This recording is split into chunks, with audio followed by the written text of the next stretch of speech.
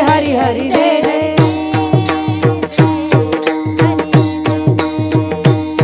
हरी जय जय हरी जय जय हरी जय जय हरी जय जय हरी जय जय हरी जय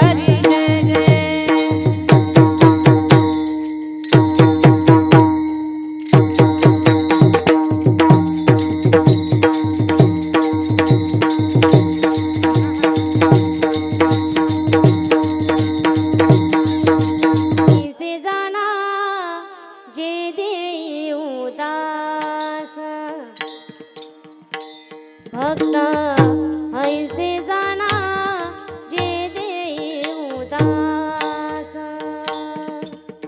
भक्त ऐसे जाना जे देई उदास भक्त ऐसे जाना जे देई उदास भक्त ऐसे जाना उदास भक्त ऐसे जाना जे देव दास भक्त ऐसे जाना जे देही उदास भक्त ऐसे जाना जे देही उदास गेले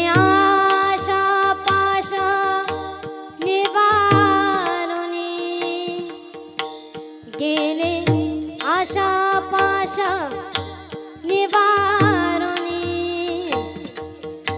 विषय तो त्यांचा झाला नारायण विषय तो त्यांचा झाला नारायण गेले आशा पाश निवारुनी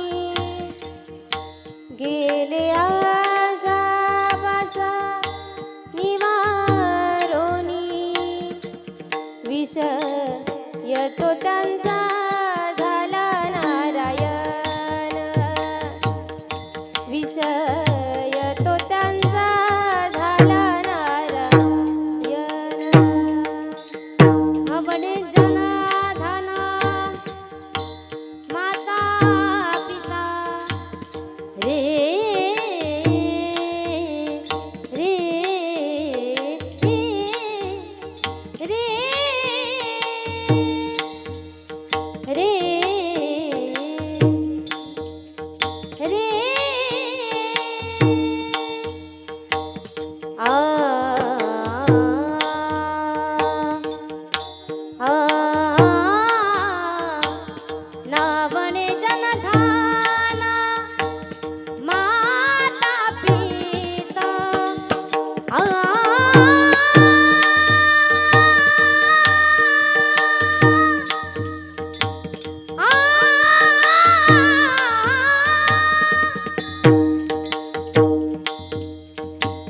नावणे जनधान माता पिता विषय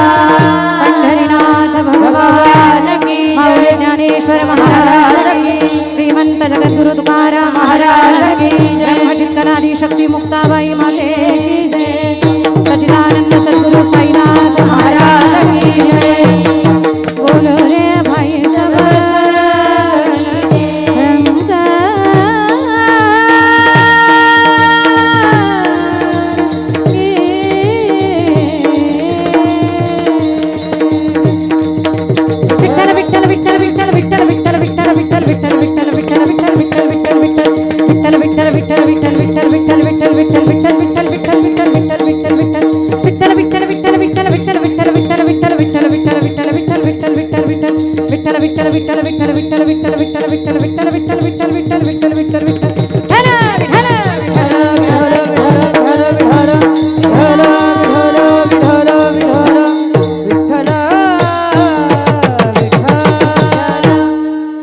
भक्ताईसे जाणाचे देही उदास गेले आशा पाश निवारोनी विषय तो त्यांचा झाला नारायण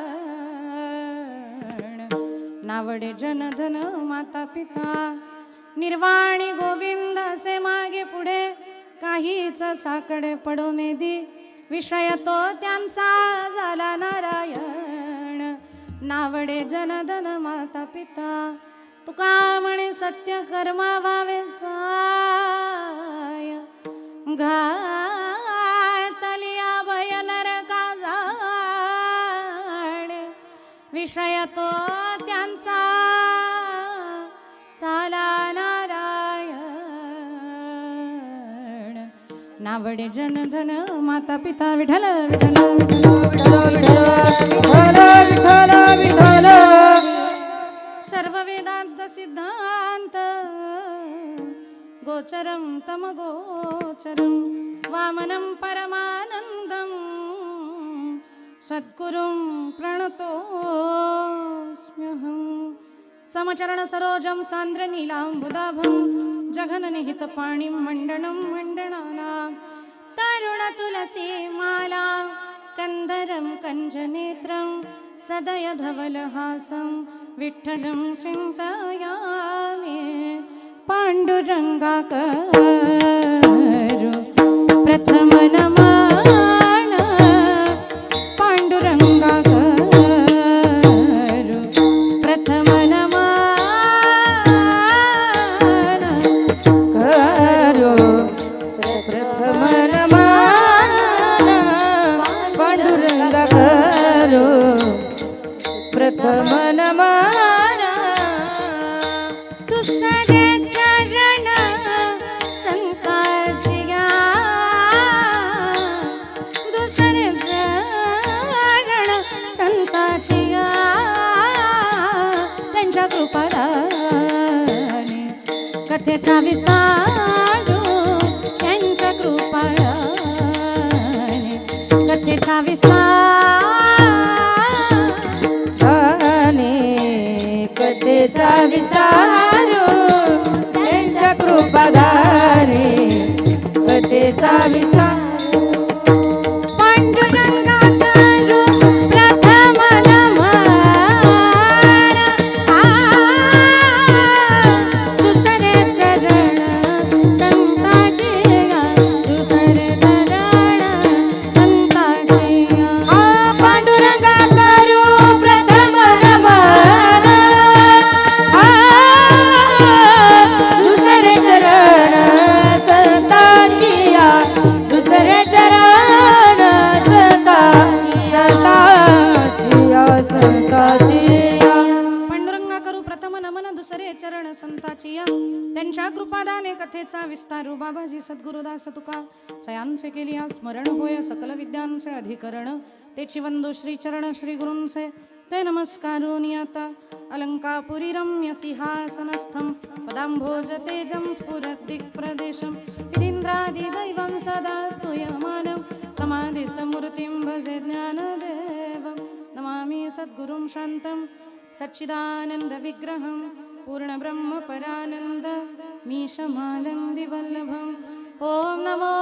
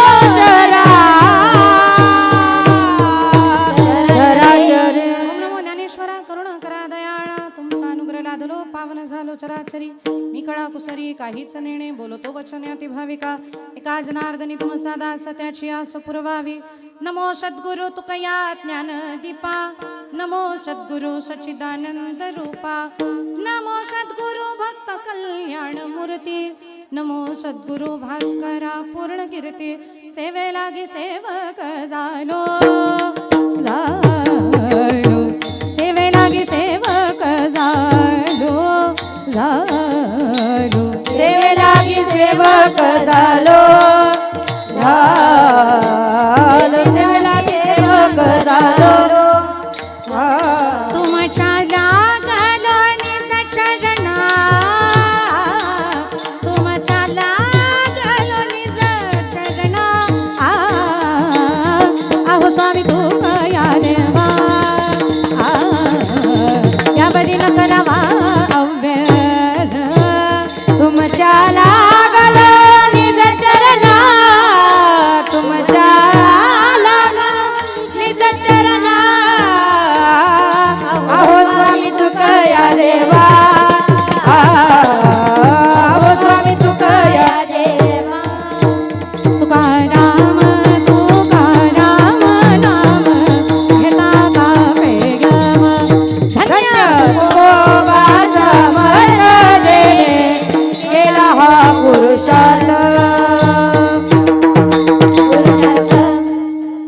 तुकाराम नाम घेता कापेयम धन्य तुकोबा समर्थ जेणे केला हा पुरुषार्थ जळी दगडा सहित वया तारियल्या जैसा लाया म्हणे रामेश्वर भट्ट द्विजा तुका विष्णू नाही तुझा शरणागत दीनार्ते परित्राण परायणे सर्वस्यारती हरे देवी मुक्ताबाई नमोस्तुते विठ्ठल विठ्ठल विठ्ठल विठ्ठल विठ्ठल विठ्ठल विठ्ठल विठ्ठल विठ्ठल विठ्ठल विठ्ठल रामकृष्ण हरी रामकृष्ण हरी आज आपण सर्व मंडळी परात्पर अखिलेश्वर अकारण करुणा वरुणालय भक्तवांशा कल्पतरू रुक्मिणी प्राण संजीवन महाराष्ट्राचा आराध्य दैवत षड्गुण ऐश्वर्य संपन्न पंढरपूर निवासी श्रीमंत श्री पंढरीश परमात्म्याच्या कृपाशीर्वादानं त्याच्या छत्रछायेखाली भिवंडी परिसरातील वडू नवघरमध्ये गेल्या 1 नव्हे 2 नव्हे तर 10 वर्षांपासून चालू असणारा हा अखंड महिला कीर्तन महोत्सव आणि या कीर्तन महोत्सवाचं आयोजन नियोजन संयोजन ज्या करतात त्या आमच्या परमसखी आमच्या भगिनी महाराष्ट्रातच नव्हे तर अगदी परराज्यांमध्ये जाऊन सुद्धा वारकरी संप्रदायाची पताका फडकवणाऱ्या सार्थपणे झळकवणाऱ्या महाराष्ट्रातील महिला कीर्तनकारांचा स्वाभिमान अभिमान ज्यांच्यावरती सगळ्या महिला कीर्तनकारांचं परमप्रेम आहे ते आमच्या हरिभक्तपरायण आदरणीय वनिताताई पाटील.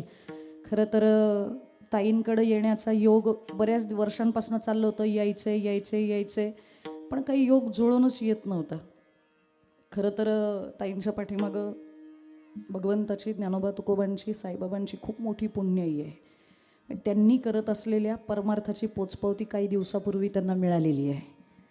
इतका भयानक ॲक्सिडेंट झाला की ॲक्सिडेंटची गाडी पाहिल्यानंतर गाडी बघणारे म्हणत होते माणसं जगलीच नसतील, पण त्यांना काय माहिती बसणारी ज्ञानोबा तुकोबांची कन्या होती, त्याच्यामुळं त्यांच्या केसालाही धक्का लागला नाही.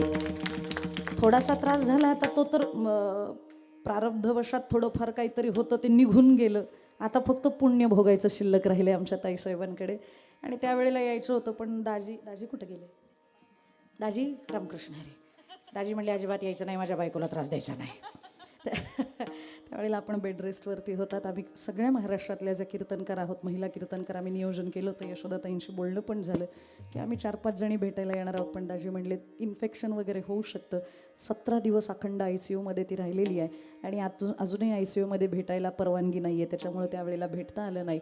पण या सगळ्या अडचणींवरती मात करून आध्यात्मिक, आदिदैविक, आदिभौतिक जे 3 प्रकारचे ताप साधकाला त्रास देत असतात, ह्या सगळ्यातनं आपण पलीकडे गेलेले आहात आणि आता परे होऊन परते घर तेथे राहू निरंतर अशी अवस्था आपल्या आयुष्याला झालेली आहे. उरले ते हरी तुम्हा समर्पण या भावनेनं आपण जे काम करतायत ते भविष्यातही असंच चालू राहावं अशी पहिले ज्ञानोबा तुकोबांच्या चरणी प्रार्थना करते. आपण या ठिकाणी मला निमंत्रित केलं. खरं तर कार्यक्रमाचं खूप पुढं मागं झालं.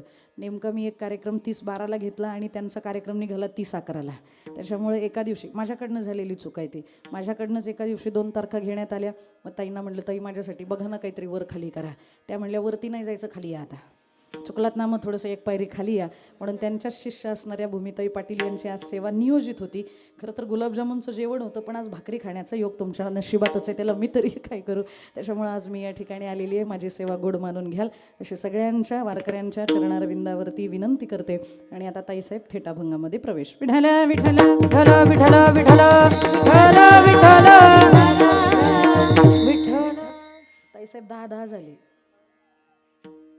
10 झालेले आहेत. त्याच्यामुळे एकच तास माझ्याकडे, 1 तास पण नाही, 45 ते 47 मिनटं माझ्याकडे कीर्तनाची बाकी आहेत. म्हणून अभंगामध्ये प्रवेश करणं थोडंसं सोपस्कर आणि हितावह असणार आहे. प्रस्तुत प्राप्त प्रसंगी कीर्तनरूपी सेवेकरता निवडलेला अभंग. महाराष्ट्र सारस्वताला ललांभूत ठरणारं साहित्य ज्यांच्या मुखारविंदातून निघालं, वारकरी मायबापांच्या कर्णकुहरात ते अमृत लहरींसारखं बरसलं, ज्यांच्या स्वतंत्र प्रतिभेला आज तागायतच्या सकल संतांनी पंचमवेद अशी मान्यता दिलेली आहे, ज्यांना महावक्तावाणी, बाबाजी शिष्य शिरोमणी, चैतन्यभूषण, पाषांड दूषण, कथामृत अशन, जिजाई रमण असं म्हणलं जातं, ते वैराग्य रागरसिक देहूचे सुप्रसिद्ध आणि श्रीमंत संत जगद्गुरू तुकोबराय यांचा 4 चरणाचा आणि भक्ताची लक्षणं सांगणारा सर्व वारकऱ्यांच्या परिचयाचा पाठातला उत्कृष्ट असा अभंग सेवेकरता निवडलाय. विठ्ठल विठ्ठल विठ्ठल विठ्ठल विठ्ठल विठ्ठल. ज्याला परमार्थ करायचा आहे त्यानं गाथा वाचली पाहिजे. ज्याला परमार्थ करायचा आहे त्यानं ज्ञानेश्वरी वाचली पाहिजे. ज्याला परमार्थ करायचा आहे त्याला एकनाथी भागवत वाचणं अपरिहार्य आहे. कारण वारकरी संप्रदायामध्ये सुद्धा प्रस्थानत्रयी जी सांगितली जाते, त्या प्रस्थानत्रयीचं चिंतन केल्याशिवाय तुम्ही अधिकारी होऊ शकत नाही. आणि ज्यानं ज्ञानोबा तुकोबांची गाथा, ज्ञानेश्वरी आणि नाथांचं भागवत वाचलेलं आहे, त्याला कीर्तनसुद्धा ऐकण्याची गरज पडणार नाही. माणसाने हे सगळं वाचलं पाहिजे. माणसाने वाचावं असं नाही, निसर्गाला सुद्धा गरज पडते यांच्या साहित्याची. ज्या वेळेला तुकोबरायांच्या गाथा तुकोबरायांच्या विरोधकांनी पाण्यामध्ये बुडवल्यावर तुकोबरायांनी विचार केला, पान सुद्धा हलायचं असेल ना तर देवा तुझ्या सत्तेशिवाय हलत नाही. माझ्या गाथा यांना बुडवायला बुद्धी देणारा तूच आहे ना, मला काही माहित नाही, माझ्या गाथा माघारी दे. 12 दिवस तुकोबरायांनी अनुष्ठान केलंय. कुठं? देहूत. अजूनही ती जागा आहे, अजूनही तो दगड आहे. मोठं गाथा मंदिर माहिती आहे ना, तिथं नाही, त्याच्या मागं, गाथा मंदिराच्या पाठीमागं एक छोटं मंदिर आहे, त्याला शिळा मंदिर असं म्हणतात. त्या शिळा मंदिरामध्ये अजूनही ती शिळा आहे, ज्या शिळेवरती तुकोबराय बसले. तुकोबरायांनी 12 दिवस फक्त पाण्यावरती अनुष्ठान केलंय आणि रोज त्या इंद्रायणी माईला विनवणी करायची, माई माझ्या गाथा तू नेल्यात, माझ्या गाथा तू माघारी आणून दे.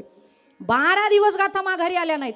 13व्या दिवशी पहाटे तुकोबरायांच्या डोक्यामध्ये हा विचार घुसला, जर माझे विचार लोकांपर्यंत पोहोचण्याच्या पात्रतेचे नसतील तर हा देहही राहण्याच्या पात्रतेचा नाही. आज देह त्याग करायचा. आजपर्यंत इंद्राणी माई तुमचं पाणी पिऊन अनुष्ठान केलंय, तरी तुम्हाला माझ्यावरती दया येत नसेल तर ठेवायचाच कशाला हा देह. म्हणून तुकोबराया गुडघे एवढ्या पाण्यात गेले आणि गुडघे एवढ्या पाण्यामध्ये गेल्या बरोबर चमत्कार झालेला आपल्या सगळ्यांना माहिती आहे. जळी दगडा सहित वह्या तारियल्या जैसाला ह्या त्या गाथा वर आल्या. नुसत्या गाथावर नाही आल्या, त्या गाथा ज्या दगडांना बांधून खाली गेल्या होत्या त्या दगडांसहित गाथावरती आलेल्या आहेत. म्हणून दगडासहित वह्या, त्या गाथा दगडांबरोबर वर आल्या. दगडांना तारते कोण? कोण? गाथा. दगडांना कोणी तारलं? आपण दगडच इतकी. या दगडांना तारणारी सुद्धा गाथाच आहे. ती दगडांसहित ज्या वेळेला गाथावर आली, पाण्याला गेलेल्या त्या बायांनी बघितलं, गावामध्ये जाऊन सगळ्यांना सांगितलं. सगळं गाव गोळा झालं, सगळे देहूकर गोळा झाले. त्यांनी ती गाथा डोक्यावरती घेतली, तिची मिरवणूक काढली. सगळेजण तुकोबरायांचा गजर करायला लागले. पण ज्या वेळेला सगळं गाव गाथा घेऊन निघून गेलं, तुकोबराय नाही गेले त्यांच्या बरोबर. तुकोबराय त्या इंद्रायणी माईच्या डोहातच उभे होते, पात्रातच उभे होते. लोकांना सांगितलं तुम्ही जा, माझं महत्वाचं काम आहे ते करून येतो. तुकोबराया त्या इंद्रायणी माईशी संवाद साधायला चालू करतात. तो संवाद महत्वाचा आहे, तो मला तुम्हाला सांगायचा आहे. तुकोबराया त्या इंद्रायणी माईला म्हणतात, माई तुला जर गाथा माघारीच द्यायच्या होत्या तर ज्या दिवशी बुडवल्या त्याच्या दुसऱ्याच दिवशी गाथा माघारी दिल्या असत्या तर काही बिघडलं असतं का? या लेकराला 12 दिवस अनुष्ठान करायला लावलं आणि 13व्या दिवशी गाथा माघारी आणल्या, असं का? त्यावेळेला इंद्रायणी माईचं अत्यंत मार्मिक आणि सुंदर गोड उत्तर आहे. ती इंद्रायणी माई सांगते, तुकोबा, लोक माझ्याकडे येतात, माझ्यात स्नान करतात, त्यांचं पाप माझ्यामध्ये टाकून निघून जातात, त्यांचं पाप धुवून धुवून मी मलिन झाली आहे आणि मला सुद्धा पवित्र होण्यासाठी संत विचारांची गरज आहे.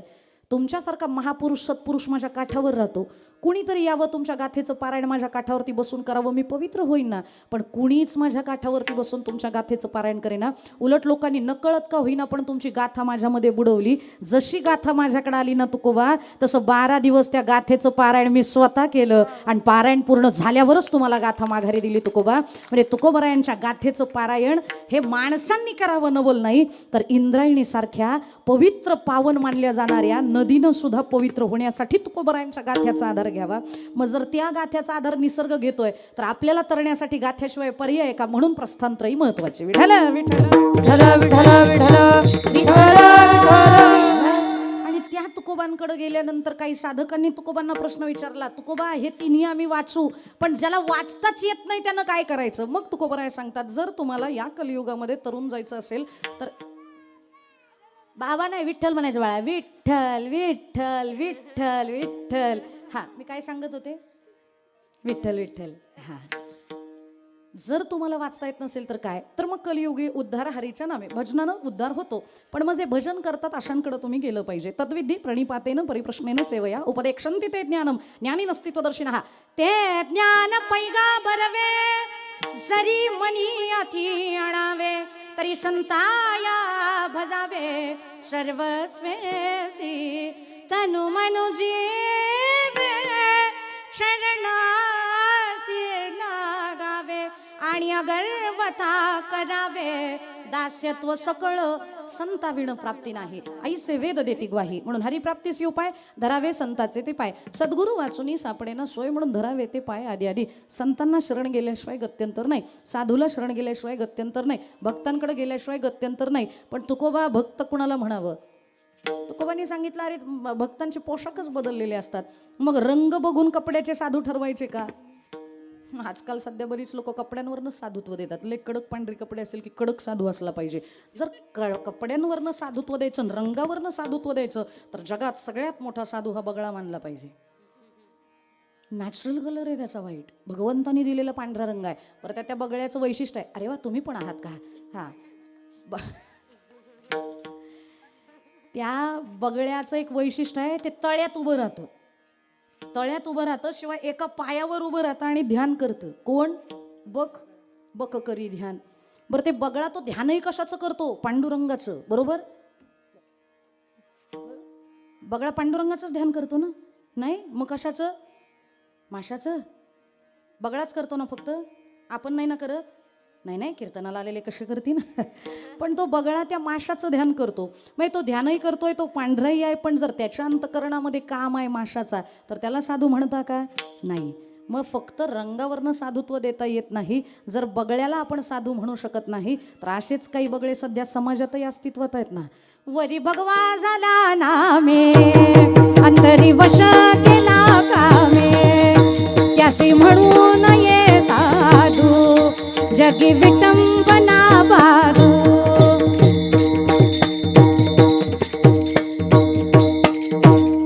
वरी भगवा झाला नामे, मुक्ताबाई सांगतात, अंतरी वश केला कामे, त्यासी म्हणून ये साधू, जगी विटंबना बाधू. घर बांधिले डोंगरी आणि विषया हिंडे दारोदारी. अरे कैसा केला योग धर्म, नाही अंतरी निष्काम. गंगा जळ हृदय करा, ताटी उघडा ज्ञानेश्वरा. साधू कुणाला म्हणावं? जे का रंजले गांजले, त्यासी म्हणे जो आपुले, तोची साधू ओळखावा, देव तेथेची जाणावा. ज्यांच्या अंतकरणातल्या वासना संपल्या त्यांना भक्त असं म्हणायचं आहे. आता काही जण म्हणतील, भक्त कोणाला म्हणावं हे भगवंतानं सांगायला नको होतं का? कोण म्हणलं सांगितलं नाही? वाचा ना गीता, गीतेच्या 12व्या अध्यायामध्ये भक्ताचीच लक्षणं सांगितलेली आहेत. उलट भक्ताष्टक आहे, भक्ताचे 8 श्लोक आहेत. अद्वेष्टा सर्व भूतानांपासून इति गुह्यतमं शास्त्र इथपर्यंत भक्ताष्टकामध्ये 8 श्लोकामध्ये भक्त कोणाला म्हणावं हेच सांगितलेलं आहे. मी फक्त एका श्लोकाचं चिंतन करते, 7 ग्रहपाठाला देते. आपण पण घरी थोडं वाचलं पाहिजे ना. आम्ही काय ठेका घेतलाय का सगळं सांगायचं. 1-2 श्लोक मी सांगते, बाकीचे तुम्ही घरी अभ्यासात चिंतन करा, वाचा. अद्वेष्टा सर्वभूतानां मैत्रः करुण एवच निर्ममो निरहंकारः समदुःख सुख क्षमीहि. अद्वेष्टा सर्वभूतानां, पहिलं लक्षण भक्ताचं. जो सर्व भूतांच्या ठाई अद्वेष्टा आहे, ज्याच्या अंतकरणामध्ये कुणाबद्दलही द्वेष राहिलेला नाही, त्याला साधू म्हणावं. साधूच्या अंतकरणात कुणाबद्दलच द्वेष नाही आहे. अगदी जे अंगावरती चढून आले त्यांच्यावरती सुद्धा प्रेम करणारे आमचे संत आहेत. यवन 108 वेळेला अंगावरती नाथांच्या येऊन थुंकला तरी सुद्धा यवन अंगावरी थुंकला प्रसाद देऊनी मुक्त केला अद्वेष्टा सर्वभूतानां. त्यानं थुंकल्यावरती सुद्धा त्याच्यावरती कृपा करणारं व्यक्तिमत्व म्हणजे संतांचं आहे. म्हणून अद्वेष्टा सर्वभूतानां. पुढं मैत्र, मित्र आहेत आपले. गुरु राजा तुझ ऐसा नाही सखा कृपा करुनी रंकाधरी हाती. जे जवळचं हितगुज बोलता येण्याजोगतं व्यक्तिमत्व ते म्हणजे संत आहेत. म्हणून मैत्र. पुढचा तिसरा गुण करुण एवच, त्यांच्यामध्ये करुणा असते. या जगामध्ये जन्माला आलेला प्रत्येक व्यक्ती हा आमचा लेकरू आहे असं समजणारे आमचे संत आहेत. घ्या ना ज्ञानोबरायांचं उदाहरण. ज्ञानोबरायांना सबंध आयुष्यामध्ये भोजलिंग काका सोडले तर कुणी मधुकरी दिली हो. मांडे भाजून खाण्यासाठी मोडकं खापर फुटकं खापर माझ्या ज्ञानोबरायांच्या नशिबाला नाही, वाट्याला नाही.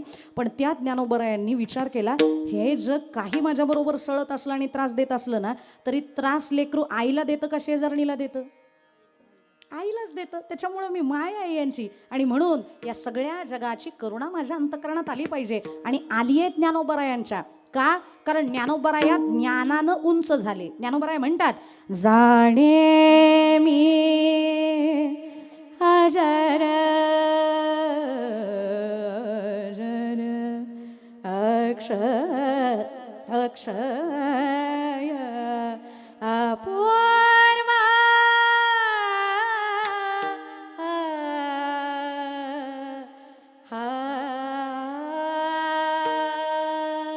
जाणे मी अजय अजर. ज्ञान माझ्या अंतकरणात आलं.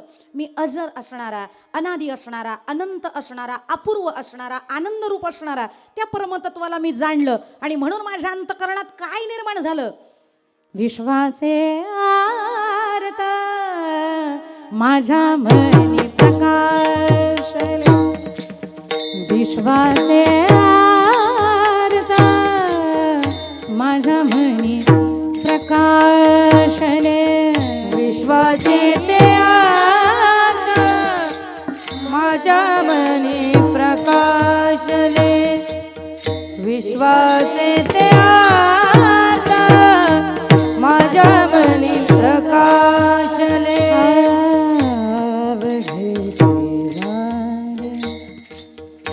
देह ब्रह्म अवघेची झाले. देह ब्रह्म विश्वाचे आर्त माझ्या मनी प्रकाशले.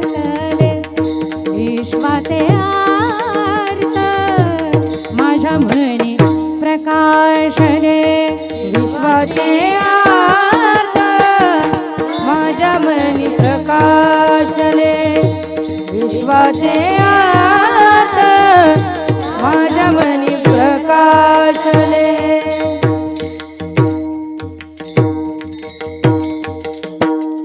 वनिताताई यांची निम्मी पाकिट मला भरा. त्या निम्मच म्हणतात माझ्या मागं, मलाच म्हणायला सांगतात अख्खं. विश्वाचे अर्थ माझ्या मनी प्रकाशले. आणि म्हणून ज्ञानोबरायांची वृत्ती काय माहिती आहे का? हे विश्वाची माझे घर आई श्रीमती जयाची स्थिर किंबहुना चराचर आपणाची झाला. ज्ञानोबराया नाही नका देऊ. मी सिरियसली नाही म्हणले, मी मजा केली आपली. टेन्शन नका घेऊ. फुकट आहे. उत्पन्न कमी आणि खर्च जास्त.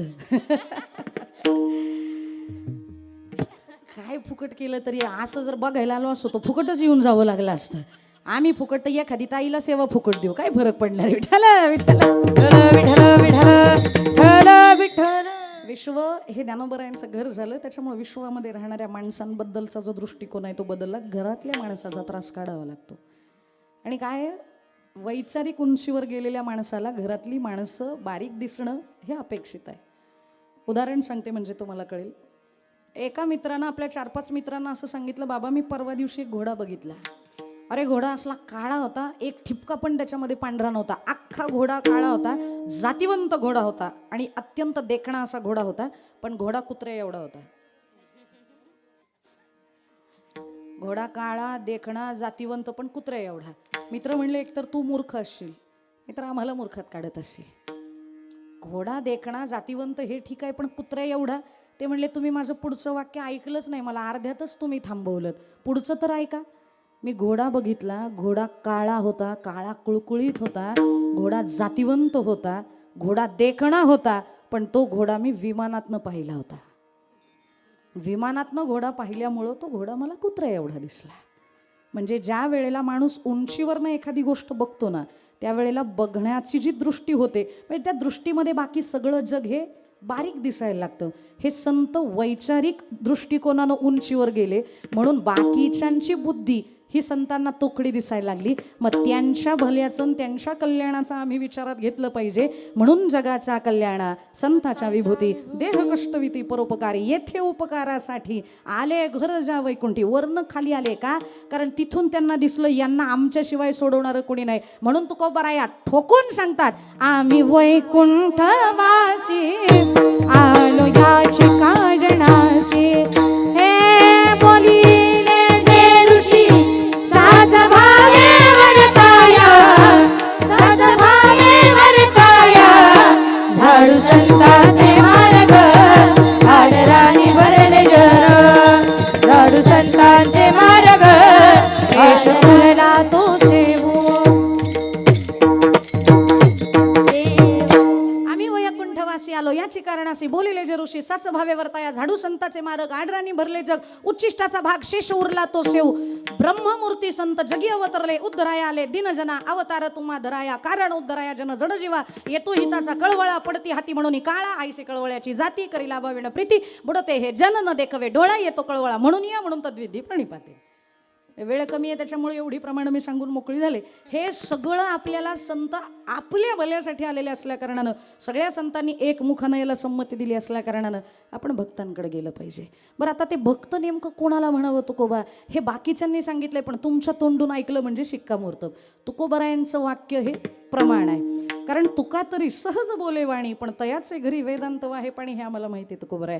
त्याच्यामुळं चारी वेद जे सांगतात ना, त्याच्या पुढचं ज्ञान तुकोबांचं आहे. म्हणून तुका पंचमतो वेद, तुकोबरायांनी शिक्कामोर्तब केला की पुढच्यांनी बोलायचं नाही. म्हणून तुम्ही सांगा भक्त कुणाला म्हणावं. तुकोबा म्हणले, सांगतो ना कुणाला म्हणावं. अभंगाचं प्रथम चरण. भक्त ऐसे जाना जे देई उदास, भक्त ऐसे जाना जे देई उदास, भक्त ऐसे जाना जे देई उदास, भक्त ऐसे जाना जे देई उदास.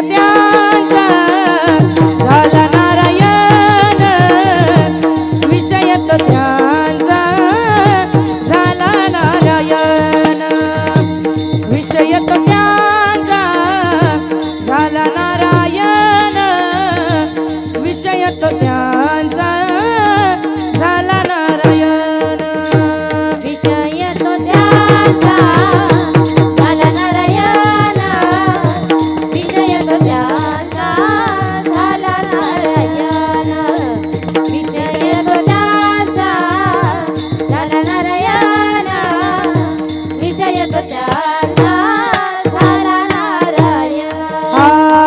भक्त ऐसे जाणारे देई उदास, गेले आशा पाश निवारोने, गेले आशा पाश निवारोने, गेले आशा पाश निवारोने.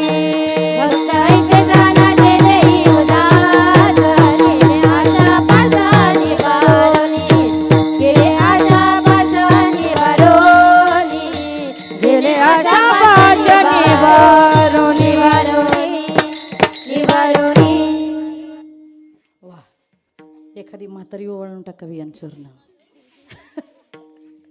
भक्ताईसे जाणा जे देही उदास, गेले आशा पाश निवारुनी. कोणाला भक्त म्हणावं तर त्या 8 भक्ताष्टकांमधले मैत्र करुण एवच निर्ममो, ज्याच्या अंतकरणामध्ये माया राहिली नाही, ज्याच्या अंतकरणामध्ये आशा राहिली नाही, ज्याच्या अंतकरणामध्ये वासना राहिलेली नाही, म्हणून निर्ममो. कोणाबद्दलच मग निर्माय झालेलं अंतकरण आहे. भगवंता व्यतिरिक्त त्यांच्या अंतकरणामध्ये कोणालाही स्थान राहिलेलं नाही, त्याला निर्ममो असं म्हणा. निरहंकार, हा अहंकार राहिलेला नाही. आजकाल बरीच मंडळी अशी आहेत की ज्यांना अहंकार सोडता येत नाही. सोडण्याचा प्रयत्न होतो पण सुटत नाही. कारण तुल्य निंदा स्तुतिर्मौनी संतुष्टो येन केनचित अनिकेतः स्थिरमतीर भक्तिमान मे प्रियो नरः. याच्या पुढं जाता येत नाही, या श्लोकापर्यंत येता येत नाही. निंदाही नको, कोणी निंदा केली, कोणी निंदा, कोणी वंदा, आमुचा स्वहिताचा धंदा असं म्हणणारा वारकरी सापडणं अवघड आहे. कोणी निंदा केली की राग येतो आम्हाला, माझी निंदा केली. आणि कोणी स्तुती केली, कोणी वा म्हणलं, त्याला कळत नसतं लोकांनी वा म्हणणं म्हणजे आपलं वाटोळं होणं आहे. पण तरीसुद्धा त्याला वाटतं कोणी वा म्हणलं की मग वा, मला जमतंय बरं का. पण कोणी निंदा केली तरी रागवू नये, आणि कोणी स्तुती केली तरी बहाळू नये, त्याला साधू असं म्हणतात. पण ती स्तुती जी होते ना, त्या स्तुतीच्या पाठोपाठ अभिमान येतो, अहंकार येतो. आणि हा अहंकार परमार्थाला घातक आहे. परमार्थाचा सत्यानाश करणारा अहंकार आहे. परमार्थिक अहंकारी नसावा. तिळभरी जरी होय अभिमान, मेरू तो समान, भारदेवा सांगितलेला आहे. तिळभर सुद्धा अहंकार नसावा. तिळभरानं काय होणार आहे, बरंच वाटोळं होतं. तुकोबाराय म्हणतात थोडा जरी अहंकार झाला तरी तो वाया गेला. अहंकार झाला तू का म्हणे वाया गेला. आणि ज्याचा अहंकार गेला त्याचं काय, अहंकार गेला तू का म्हणे देव झाला.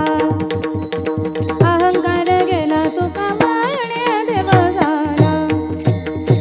अहंकार गेला तू का म्हणे देव झाला. अहंकार गेला तू का म्हणे देव झाला.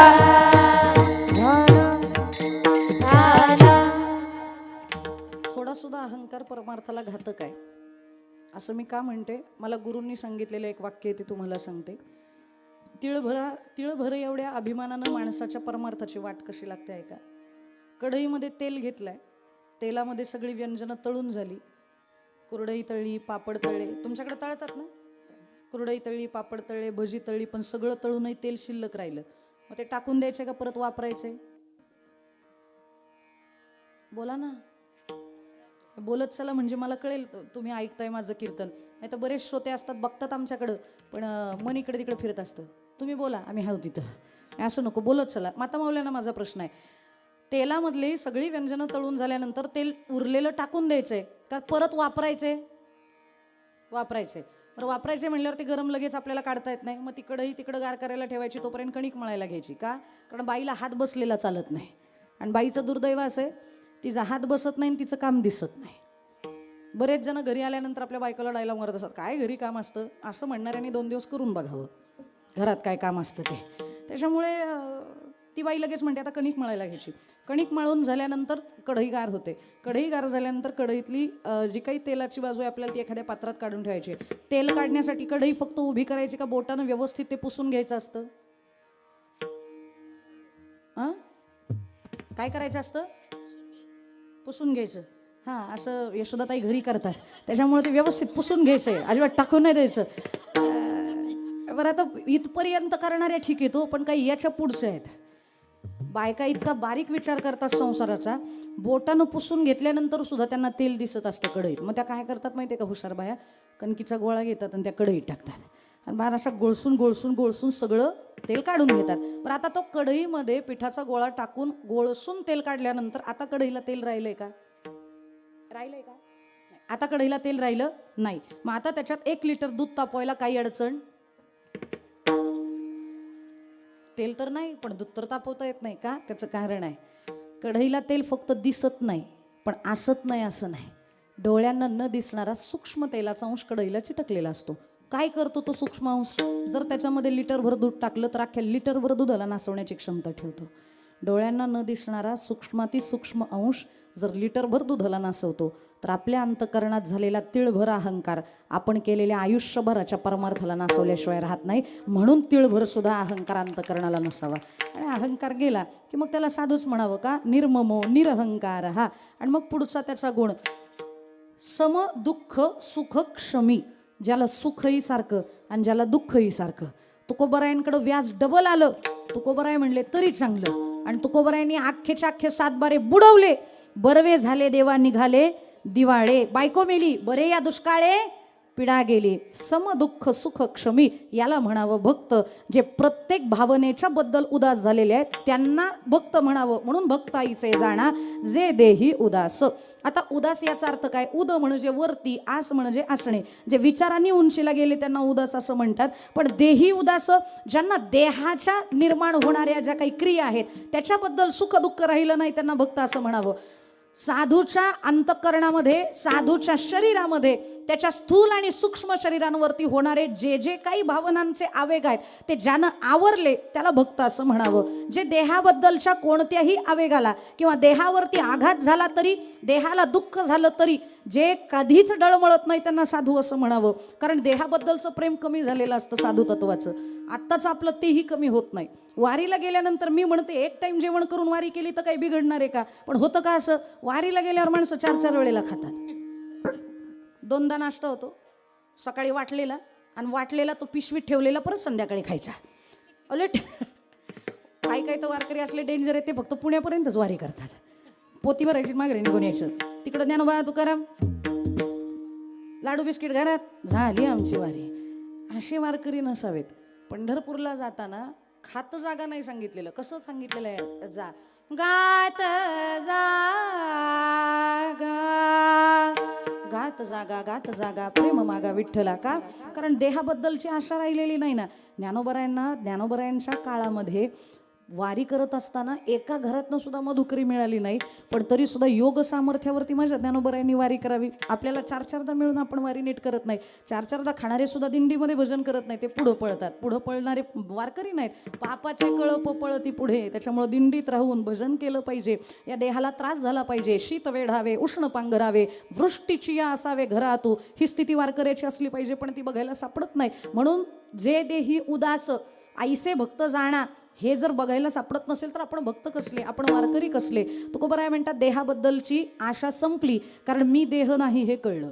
मी देह नाही, मग मी कोण आहे? अहम ब्रह्मास्मी, अयम आत्मा ब्रह्म तत् त्वम अशी हे कळलं. संपला ना देहाचा विषय. हा देह काही दिवसापुरता वापरायला घेतलेला आहे. कपड्यानुसार याला बदलून टाकलेला आहे आतापर्यंत कित्येकदा तरी.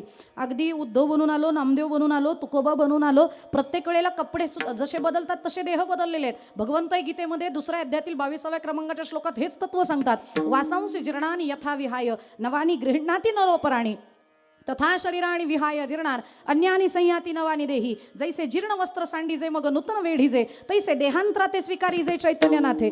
कपड्याप्रमाणे देह बदलून टाकावे लागतात. मग काय या देहाचं फार कौतुक करावं?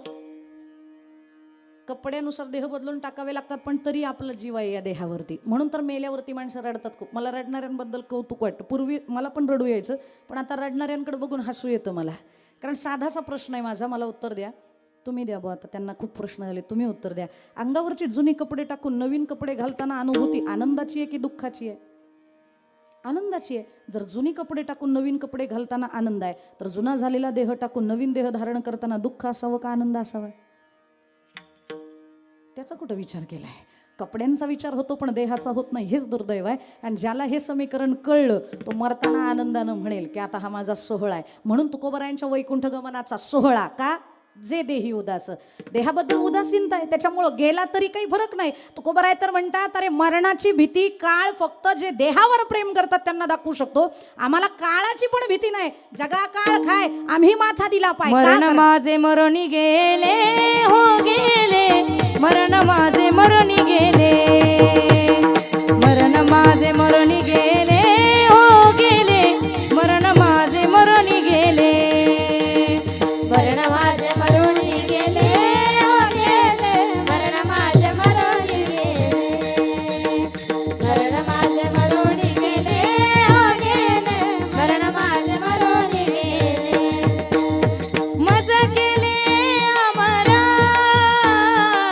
मज केले अमरा, मज केले अमरा, अमरा, मज केले अमरा. मरण माझे मरोनी गेले, हो गेले, मरण माझे मरोनी गेले, मरण माझे मरोनी गेले, हो गेले, मरण माझे मरोनी गेले, मरण माझे मरोनी गेले, हो गेले, मरण माझे मरोनी गेले, मरण माझे मरोनी गेले, हो गेले, मरण माझे मरोनी गेले, गेले, गेले.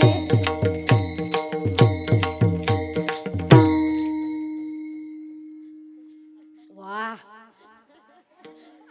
जाऊन सांगा माझ्या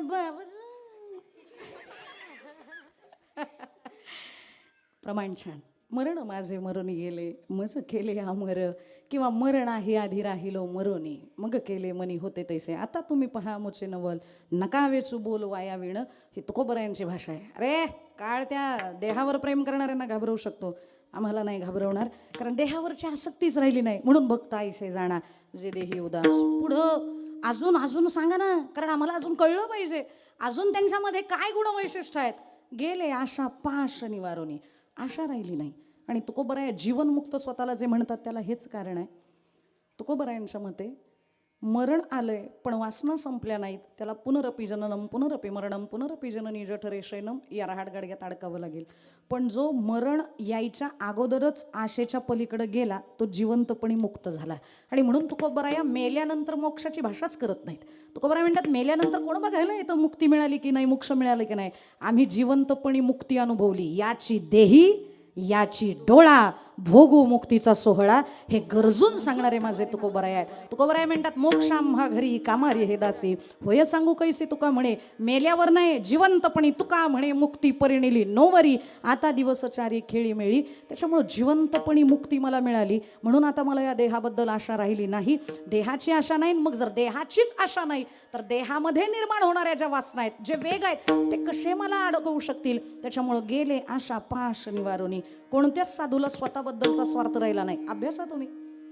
ज्ञानोबरायनं विचारलं काय पाहिजे ज्ञानोबराय तुम्हाला, समाधी घ्यायला चाललेत ज्ञानोबराय रुपाली ताई, त्यावेळेला विचारलं काय पाहिजे तुम्हाला, त्यावेळेला ज्ञानोबराय म्हणतात दुरितांचे तिमिर जावो, विश्व स्वधर्म सूर्य पाहो, जो जे वांशील तो ते लाहो, प्राणी जातं मला काही नको, जो जे वांशील तो ते लाहो. आयुष्यभर ज्या लोकांनी त्रास दिला त्यांच्यासाठी ज्ञानोबराय म्हणतात जो जे वांशील तो ते लाहो. गेले आशा पाश निवारुनी, स्वार्थ राहिला नाही. चला पुढं. नामदेव महाराजांना विचारलं नामदेवराया काय पाहिजे तुम्हाला. नामदेव महाराज म्हणतात अकल्प आयुष्य व्हावे माझी या कुळा. नाही, स्वतःच्या कुळाचा विचार नाही. अकल्प आयुष्य व्हावे तया कुळा, माझी या सकळा हरीच्या दासा. कल्पनेची वादा न हो कोणे काळी, ही संत मंडळी सुखी असो का, गेले आशा पाश निवारोनी. चला पुढं. तुकोबरायांना विचारलं देवानी तुकोबा तुम्हाला काय पाहिजे सांगा.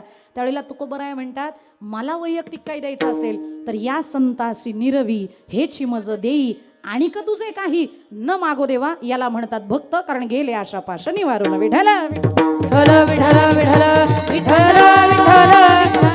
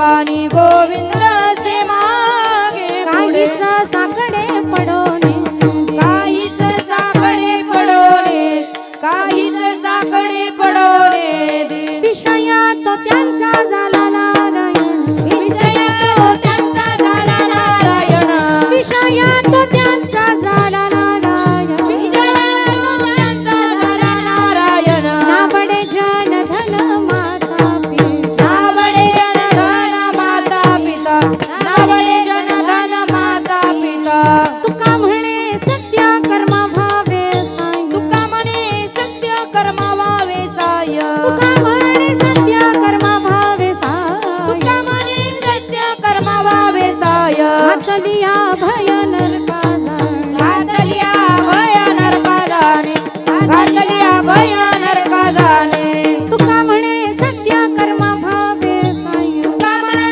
सत्य कर्म भावे साय तुका म्हणे सत्य कर्म भावे साय तुका म्हणे सत्य कर्म भावे साय घातलिया भय नरका जाणे घातलिया भय नरका जाणे घातलिया भय नरका जाणे विषया तो त्यांचा झाला नारायण विषया तो त्यांचा झाला नारायण विषया तो त्यांचा झाला नारायण विषया तो त्यांचा झाला नारायण नाबडे जन धन माता पिता नाबडे जन धन माता पिता नाबडे जन माता पिता हरी जय जय हरी जय जय हरी जय जय हरी जय जय हरी जय जय हरी जय जय हरी जय जय हरी जय जय हरी हरी हरी हरी हरी जय जय हरी हरी हरी हरी हरी हरी जय जय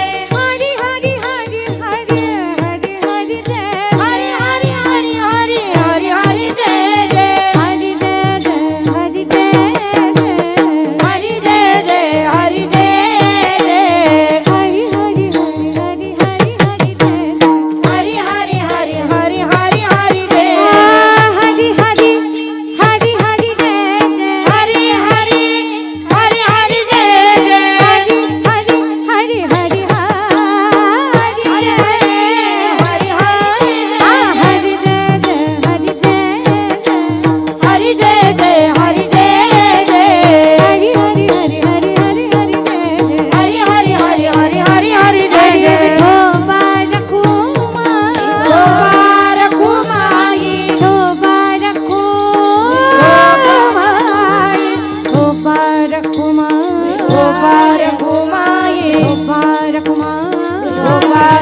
माई हो बारकू माई हो बारकू हो बारकू माई हो बारकू माई हो बारकू माई हो बारकू माई हो बारकू माई हो बारकू माई हो बारकू माई हो बारकू माई हो बारकू माई हो बारकू माई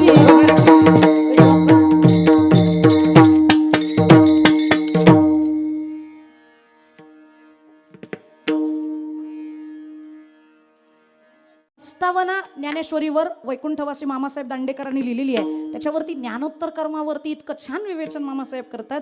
जो मुक्त झाला, जो ज्ञानी झाला, त्या माणसाला कर्म बाधत नाही, कारण त्याला कर्मापासून मिळणाऱ्या फलेच्छेचा आता काही वास राहिला नाही. कर्मापासून निर्माण होणारी जी फलं आहेत ती त्यांनी त्यागलेली आहेत. आता कर्म त्यांना बांधू शकत नाही, कारण तुका म्हणे आम्ही झालो अग्निरूप लागो नेदी पाप पुण्यांगा. आता आम्हाला पापही लागणार नाही, आम्हाला पुण्यही लागणार नाही, कारण कर्मण्यवाधिकार असते मा फलेषु कदाचन हे आम्हाला कळलं. केलेलं पण कर्म हे कृष्णार्पण बुद्धीनं करायचे हे कळलं, पण तरी कर्म करायचे का? कारण जिवंत आहे तोपर्यंत कर्म सुटत नाही, मरेच तोपर्यंत कर्म चालू राहतं. एखाद्यानं जर बळजबरीनं कर्माचा त्याग करायचं ठरवलं तरी पापण्या पडतात, त्या थांबवू शकतात. जो श्वासोच्छवास चालू आहे तो थांबवू शकतो, मलमूत्र विसर्जनादी क्रिया थांबवू शकतात, नाही थांबवू शकत. त्याच्यामुळं कर्म सुटत नाही, फक्त केलेल्या कर्मापासून निर्माण होणारं जे फल आहे ते फलच कृष्णार्पण करून टाकलं. त्याच्यामुळं आता आम्हाला फक्त मुक्त आहेत. लोकांना कळावं की भक्तानं कसं वागावं हे कळण्यासाठी लोकसंग्रहासाठी ज्ञानोत्तर कर्म आहे. म्हणून आम्ही जरी मरणोपर्यंत किंवा मरणाच्या अगोदर आम्ही मुक्त झालेलो असलो तरी आम्ही जे जगतो त्या जगण्यामध्ये मग विषय काय राहिला?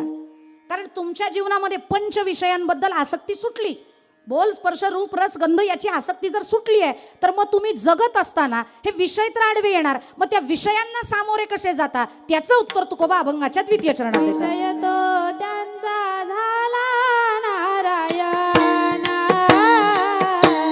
विषय तो त्यांचा झाला नारायण, विषय तो त्यांचा झाला नारायण, विषय तो त्यांचा झाला नारायण, विषय तो त्यांचा झाला नारायण,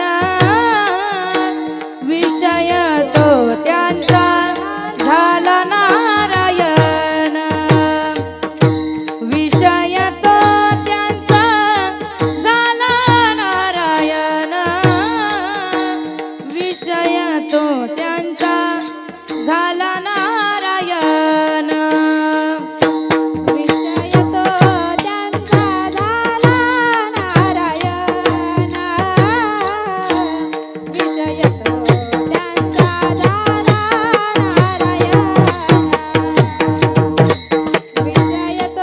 त्यांचा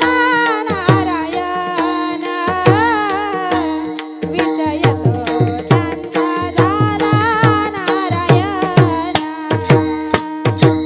विषय तो त्यांचा झाला नारायण, विषय तो त्यांचा झाला नारायण, विषय तो त्यांचा झाला नारायण, विषय तो त्यांचा झाला नारायण, विषय तो त्यांचा झाला नारायण, नावडे जनधान माता पिता, नावडे जनधान माता पिता,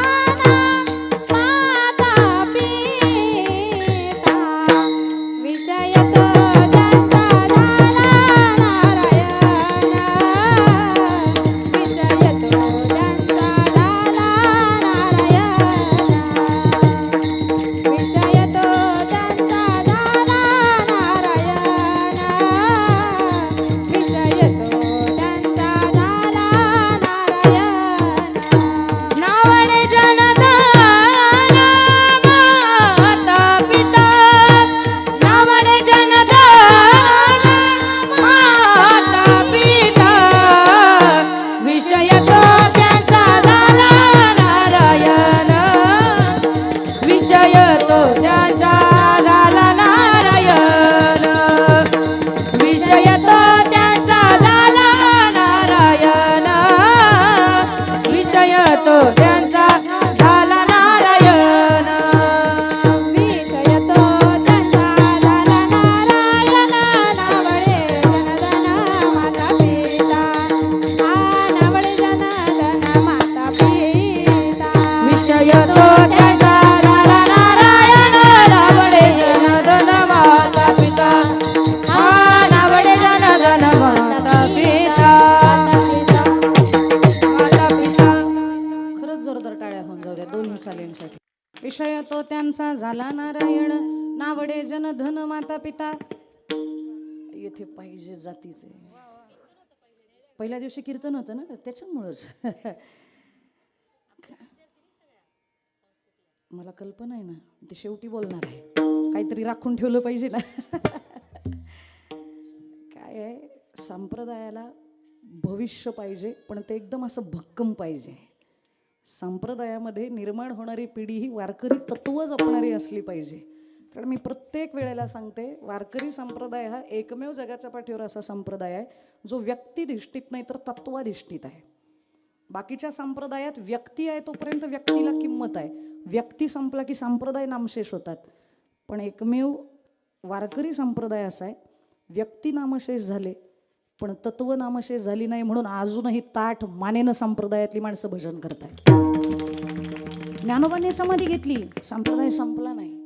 तुकोबाराय सदेह वैकुंठ गमन करून गेले, संप्रदाय संपला नाही. नाथबाबांनी जलसमाधी घेतली, संप्रदाय संपला नाही. नामदेव महाराजांनी देह त्यागला, संप्रदाय संपला नाही, उलट ते गेल्यानंतर तो दुपटीनं चौपटीनं वाढला. कारण त्यांची तत्व जपणारी माणसं समाजात तयार झाली होती आणि ही तत्व जपणारी पिढी म्हणजे ही पिढी आहे. म्हणून तत्वानं जगणारी माणसं ही पुढं जातात. व्यक्तीच्या मागं असण्यापेक्षा तत्वाच्या मागं. आणि ताईंनी गायलेल्या दोन्ही चाली संप्रदायामध्ये सांप्रदायिक पद्धतीनं गायल्या गेल्या, हे वैशिष्ट्य आहे त्यांचं. हा त्यांचा विशेष गुण आहे. म्हणून म्हणलं त्यांच्यासाठी टाळ्या होऊ द्या. विषय तो त्यांचा झाला नारायण, नावडे जनधन माता पिता. चला 5 विषय सांगते. कोणते 5 विषय? 20 मिनिटं राहिलेत. सर्वांगाचे कान करून ऐका, थोडं पटपट बोलते. बोल, स्पर्श, रूप, रस आणि गंध. तुकोबराय म्हणतात आमच्या बोलण्यामध्ये सुद्धा आता दुसरं काही राहिलं नाही. बोलण्याचे नाही एका हरी विण काही, एका देवा विण काही. आमच्या बोलण्यामध्ये सुद्धा आता फक्त भगवंताचं नाम. या वाणीला सांगितलंय, ए बाई करायचंय तर भजन, दुसरं बोलायचं नाही. कारण सगळ्यात जास्त पाप जर या जगात कशाने होत असतील ना, तर ती हिच्यामुळं होतात. एखाद्यानं केलेलं पाप आपल्या तोंडातनं गेलं जरी ना, तरी सुद्धा तुम्हाला ते पाप भोगावं लागतं. साधू एका बाईनं घरी जेवायला बोलवले, साधू घरी जेवायला बोलवले आणि खीर बाहेर चुलीवरती शिजवायला घातली. तेवढ्यामध्ये एका गरुडानं एक विषारी नाग घेऊन चालला होता तो, आणि तो नाग नेमका त्या खिरीमध्ये पडला. खिरीला विष लागलं, खीर साधूनं खाल्ली, साधू मेला. आणि आता ज्या वेळेला तो साधू मेला हे त्या बाईला कळलं, त्यावेळेला तिला पण वाटलं नेमकं काय झालं, माझ्या अण्णानं जर साधू मेला असेल तर साधू हत्येचं पातं काय मी जगलं नाही पाहिजे. तीच खीर त्या बाईनं पण खाल्ली, बाई पण मेली. साधू मेला, बाई मेली, नागही मेला, 3 जणही वरती गेले. चित्रगुप्त म्हणलं हे अवघडच झालं बुवा. आता ह्या तिघांमध्ये पाप कोणाला टाकायचं? नाग सुद्धा चुकून पडलाय, त्याला पाप देता येत नाही. बाईनं मुद्दा म्हणून मारलं नाही, तिला माहितीच नव्हतं, तिला पाप देता येत नाही. बरं, साधू तिच्या घरी जेवायला गेला, त्याच्यामुळं त्यालाही पापी म्हणता येत नाही. मग पाप कोणाला द्यावं? म्हणले जरा थांबा 2-3 तास, त्याच्यानंतर आपण जरा प्रलंबित ठेवूयात. प्रलंबित ठेवलं की चर्चा होते, मग चर्चेतनं काहीतरी निघतं, म्हणून मग प्रलंबित ठेवूयात. ज्या वेळेला हे 2 जण मेले असं गावात कळलं, त्यावेळेला पाराखाली बसून 2 जण म्हणत होते, तो साधू त्या बाईच्या घरी गेला आणि त्या बाईनं मारला ना त्या साधूला. उगच मारला असेल का? त्याला मारला आणि ती मेली म्हणजे काहीतरी लफडं असेल. एवढं म्हणल्याबरोबर चित्रगुप्त म्हणला, टाका यांच्या डोक्यावर पाप. साधू चुकीचा नाही, बाई चुकीचा नाही, पण तरी सुद्धा त्यांना चुकीचा जो म्हणला ना, त्यानं पाप केलं. त्यांनी न केलेलं पाप ह्यानं बोलून दाखवलं, म्हणून ह्याच्या डोक्यावरती ते पाप टाका. साधूला मारल्याचं पाप, बाईला मारल्याचं पाप, नागाला मारल्याचं पाप, या फक्त बोलणाऱ्यांकडे जाऊ द्या. काही गरज होती का बोलायची ह्याला? तुला माहिती नाही तर बोलायचं नाही ना. पण जे न केलेली पापं, जी केलेली पापं आपल्या तोंडावाटे जरी बाहेर पडली ना, तरी पापाचं भागीदार व्हावं लागतं. त्याच्यामुळे वाणी सांभाळली पाहिजे. आणि आजकाल तर माणसं इतकी बडबड करतात, आय आय आय. ज्ञानोबराय म्हणतात अशांना कधी देव भेटत नाही. मौनम सर्वार्थ साधनम. एक तर मौन बाळगा. मौन फक्त वाणीचं नसतं. बोलणं संपलं म्हणजे तुमचं बोलणं संपत नाही. तोंड बंद राहिलं तरी विचार चालू असतात. ह्या विचारांवरती कंट्रोल करा. ह्या विचारांमध्ये काय असावं, विचार काय करावा. विचारा वाचून न पवित्र समाधान, पण विचार काय असावा. क्षणोक्षणाची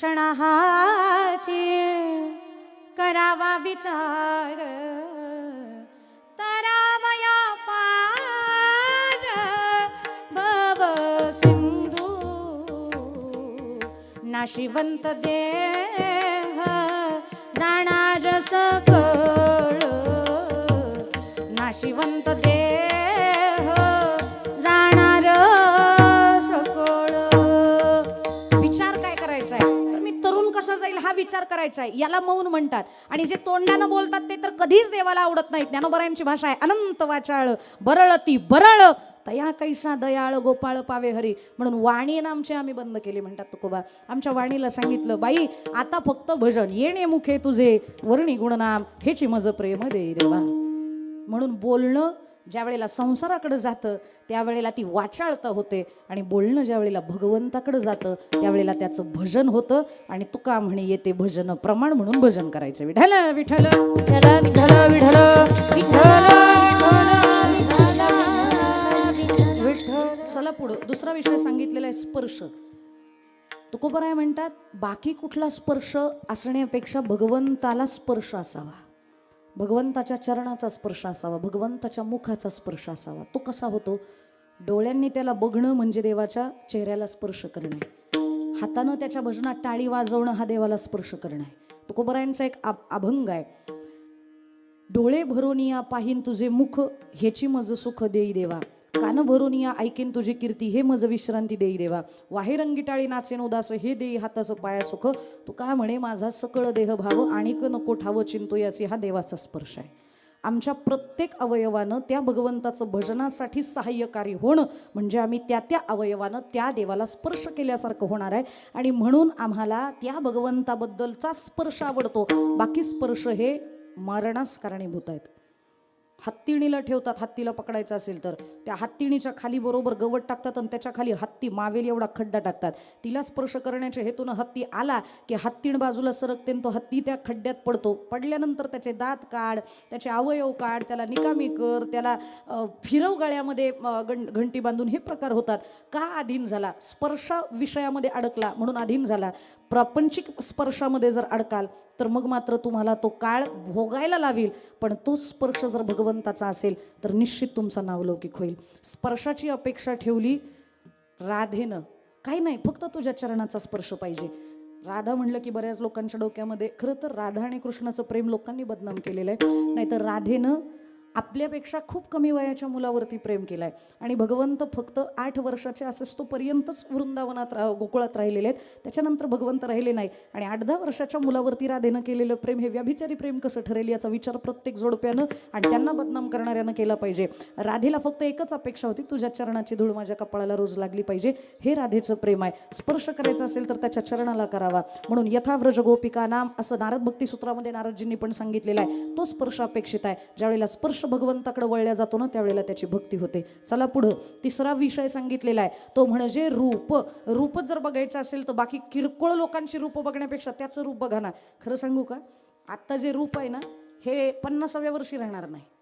आत्ता याला पावडर, आत्ता याला मेकअप, पण 50 नंतर किती फाउंडेशन लावलं तरी ते खराबच दिसणार आहे. हे ओंगळवानं दिसणार आहे. सगळी कातडी खाली गळून येणार आहेत. हे अखंड सुंदर नाही, पण अखंड सुंदर असणारं एक व्यक्तिमत्व आहे. 28 युग विटेवरती उभं आहे. तेव्हा जसं होतं तसंच अजूनही आहे. आणि म्हणून आज तागाय सगळे म्हणतात रूपा सावळ सुकुमार, कानी कुंडल मकराकार, रूपे सुंदर सावळा गे माये, सावळा गे माये, राजस सुकुमार मदनाचा पुतळा, सुंदर ते ध्यान उभे विटेवारी, सुंदर ते ध्यान. देव सुंदर आहे. पंढरीचा लावण्याचा पुतळा, पंढरीचा निळा, त्याला बघितलं तरी समाधान व्हावं असं येतं. तुका म्हणे माझे हेची सर्व सुख पाहिन श्रीमुख आवडीने. ज्ञानोबांपासून चालत आलेली परंपरा आहे. 28 युगापासून संतांनी त्याला बघितलाय. पण सगळे म्हणतात, बाकी ज्ञानोबांना विचारलं माऊली तुम्हाला कशानं सुख होतं? ज्ञानोबा काय म्हणतात माहितीये का? सुख हो साजणी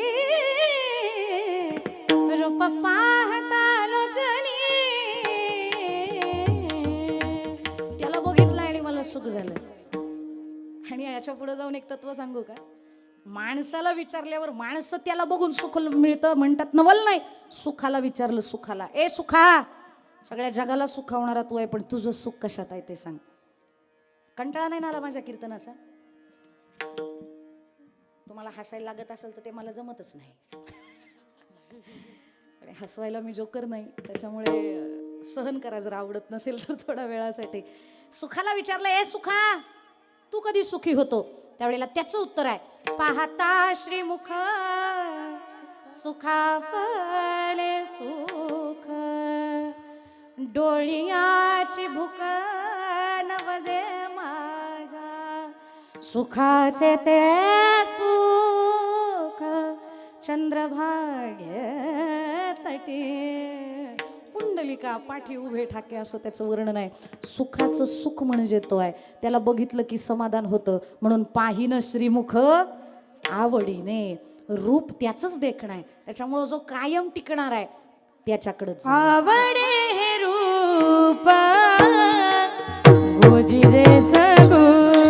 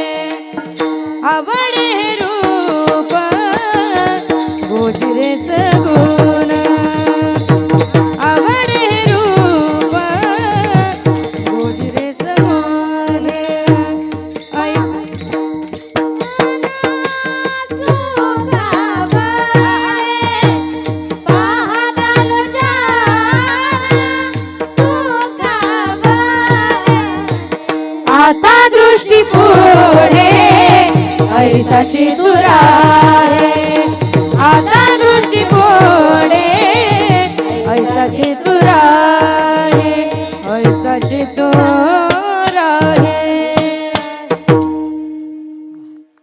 आवडे हे रूप गोजरे सगुण आवडे हे चाल गोजिरे सगुण पाहता लोचन सुखावले त्याला बघितलं की आमचे लोचन सुखावतात म्हणून रूप हे फक्त त्याचंच गोजीरवाण आहे बघायचं असेल तर त्यालाच बघावं डोळ्यांना सांगा हे पण लय पाप करतात हं. आणि ह्यानं केलेलं पाप सगळ्यांना भोगावं लागतं कारण विषय दाखवण्याची जबाबदारीच याच्याकडे आहे रस्त्यानं चालल्यावरती आमराई दिसली या डोळ्यांना डोळ्यांनी पाड बघितला आणि डोळे म्हणले पाड आहे बरं का पाय म्हणले चाललो डोळ्यांनी दाखवलं पाय निघाले हात म्हणला मी कशासाठी आहे लगेच त्यानं तोडला कापला जीभ वळवळ करायला लागली चाखायचा आहे पाड आहे चाखायचा आहे जीभ लगेच बाहेर आली जिभेवरती तो गेला जिभेनं तो थोडा वेळ चाखला पोटानं तो राखला आणि त्या पाडाच्या राखणदाराने तो पाहिला राखणदार पळतच आला आणि पाठीत असा ठोका टाकला की हा जोरात ओरडला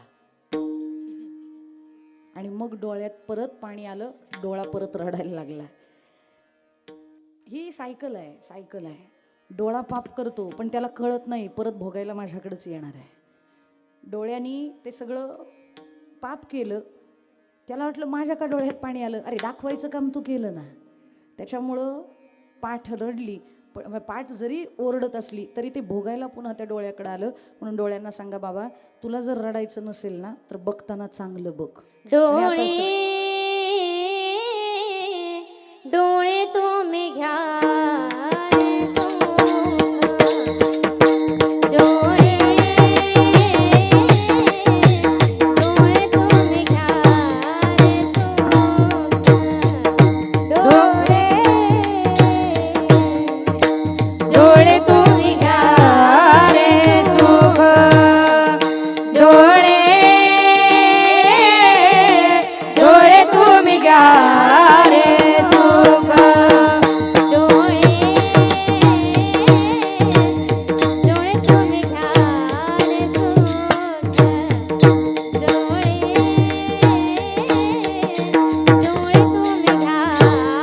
सुख.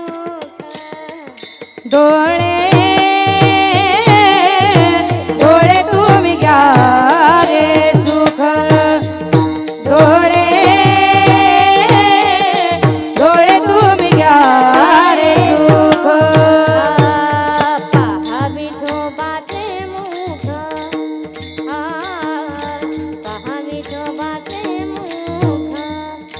पहा विठोबाचे मुख. डोळे डोळे तुम्ही घ्या रे सुख. डोळे डोळे तुम्ही घ्या रे सुख. वा डोळे तुम्ही घ्या रे सुख पहा विठोबाचे मुख खरंच जण कौतुक लेकरं आपलीच आहेत ना डोळ्यांना सांगा ए बाबांनो तुम्ही त्याला बघायचे आणि मग त्या रूप या विषयांचा जो अधिष्ठाता अवयव आहे तो म्हणजे डोळे त्या डोळ्यांनी त्याचं रूप बघितलं की तो परमार्थ होतो आणि डोळ्यांनी नाही ते बघितलं सध्या सोशल मीडियावरती इतकं वाईट कंटेंट आहे आता चॉईस तुम्हाला करायचं आहे मोबाईलवरती कीर्तन ऐकायचं आहे का मोबाईलवरती नाही त्या गोष्टी बघायच्या आहेत नाही त्या गोष्टी बघितल्या तर नरकाला जावं लागेल आणि कीर्तन ऐकलं तर मोक्षाचे अधिकारी व्हाल त्याच्यामुळं डोळ्यांनी काय बघायचं हे आपण स्वतः ठरवायचे चला पुढचा विषय सांगितलेला आहे रस आता रस हा विषय काही देवाचा आहे का हो त्याला थोडी खाता येतं मग रसासाठी काही नियम वेगळा नाही दुसरं काही खायचं नाही या वाणीला सांगा सगळ्यात जास्त गोड काय असेल ना तर त्याचं नाम आहे अमृताहुनी गोड नाम तुझे देवा नाम तुझे देवा जिभे गोड तीन अक्षरांचा रस अमृत जयास फिके पुढे म्हणून रस हा विषय सुद्धा आपण भगवंतच करायचा आहे बाकीचा आमरस 2 दिवसानंतर खराब होतो पण आत्तापर्यंत 28 योगभक्त त्याचं नाम घेत आहेत पण अविट गे माये विटे ना जो कधीच विटत नाही तो विटेवरती उभा आहे तो विठ्ठल आहे आणि म्हणून रस हा विषय भगवंत करा रस ज्या वेळेला प्रपंचाकडे जातो त्यावेळेला तो विषय होतो तो विकार होतो पण तोच भजनाकडे गेला भगवंताकडे गेला की त्याची भक्ती होते त्याच्यामुळं रस ग्रहण करायला शिका. कोणासारखा? वंदे नंद ब्रज स्त्रीणां पादरेणुमभीक्ष्णशः तासां हरि कथोद्गीतं पुनाति भुवनत्रयं. त्यांनी जो केलेला रास आहे, ज्याच्यामध्ये रसमय असणाऱ्या कृष्णाचा रसपान त्यांनी केलेला आहे, तसं आपण करायला शिका. म्हणजे रस हा विषय परमार्थाकडं गेला असं म्हणता येईल. आणि सगळ्यात शेवटचा विषय आहे तो म्हणजे गंध. तो सोडला तर बाकी गंधच नाही का या जगामध्ये. नाकाला सवय लागलेली असते, हे वास, याचा सुवास घ्या, त्याचा सुवास घ्या. जो परमहंस झालाय त्याचं नाकही परमहंस झालेलं असतं, त्याला वासच नाही. वाईट आहे तोही भगवंताचा आणि चांगला आहे तोही भगवंताचा. पण याचा एक थोडासा उंचीवर जाऊन मला एक अर्थ सांगायचा आहे. भजन करणारे जे साधक असतात ना, त्यांना विशिष्ट कालावधीनंतर भजनाच्या किंवा साधनेच्या वेळेला काही प्रकारचे सुवास येतात, जे ज्ञानोबरायांना येत होते. आधी जे अनुभव घेतात त्यांना हा विषय कदाचित माहिती असेल. ध्यानधारणेला बसलं की तुम्हाला विशिष्ट प्रकारचे वास यायला चालू होतात. ज्ञानोबराय म्हणतात तो मला पण आला. मग विचारलं काही साधकांनी, ज्ञानोबराय तुम्हाला वास कशाचा आला? मग ज्ञानोबराय म्हणतात, मोगरा फुलाला,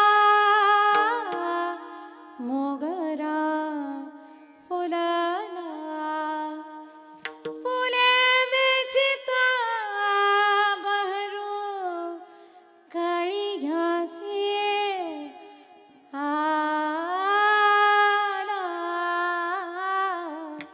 मोगरा फुलाला, मोगरा फुलाला. तो मोगरा जो आहे त्याचा वास ज्ञानोबरायांना आला, तो आपल्याला आला पाहिजे. आणि ही खरी परमार्थिकांची उंचीवर गेलेल्याची लक्षणं आहेत. साधकाला वास मोगऱ्याचा येतो, साधकाला अनुहत ध्वनी नादे ऐकायला येतात. साधकांना त्या अवस्थेत गेल्यानंतर ब्रह्मानंदी लागली टाळी कोण देहा ते संभाळी ही अवस्था होते. आणि हे अनुभवाचे विषय आहेत. कीर्तनात सांगून ते तुम्हाला फक्त एका कानाने ऐकून दुसऱ्या कानाने सोडून द्यावे लागतील. पण ज्याला अनुभव आलेला आहे त्याला कळतं गंध हा विषय भगवंत होऊ शकतो. आणि हे पंचविषय तुकोबराय म्हणतात आमचे काय झाले तर नारायण झाले, म्हणून विषय तो त्यांचा झाला नारायण. आता आमच्या आयुष्यात फक्त विषय नारायण आहे. मग तुमच्या आयुष्यात दुसरं कोणी राहिलं नाही, नातं गोतं. तुम्हाला माणसं आवडत नाहीत, नावडे जन. काय करायचंय? जन जन हे दिल्याचे, जन हे सुखाचे दिले घेतल्याचे, अंतकाळाचे नाही कोणी. त्याच्यामुळे या जनाबद्दल प्रेम राहिलं नाही, म्हणून नावडे जन. तुकोबा जन आवडत नसेल, धन तर आवडत असेल. तुकोबराय म्हणतात तुमचे एरवित्त धन त्या मृत्तिके समान. लोकांना सांगत फिरतोय आम्ही धनदारा पुत्र जन बंधू सोय रे पिशुन सर्व मिथ्या हे जाणून शरणारी घदेवासी. आम्हाला धन आवडत असेल त्याच्यामुळं ते धनही आवडत नाही, म्हणून नावडे जन नावडे धन. मग तुकोबराय काहीच नाही आवडलं तरी माता पिता, तुकोबराय म्हणतात ते पण आवडेनात आता. कारण आम्हाला कळलं माता पिता सुद्धा अंत समयाला जवळ येत नाहीत. माता पिता बंधू बहिणी कोणी न पवती निर्वाणी, इष्टमित्र स्वजन सखे हे तव सुखाची मांडणी. एकला मी दुःख भोगी कुंभ पाक जाचणी, तेथे कोणी सोडाविना एका सद्गुरु वाचोनी. धर्म जागो सदैवाचा जे बापर उपकारी, आंधळ्या दृष्टी देतो त्याचे नाव मी उच्चारी.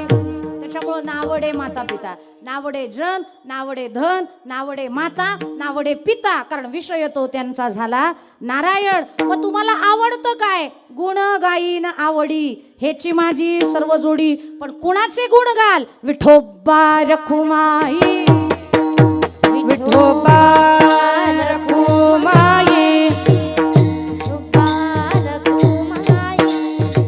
विठोबा रखुमाई.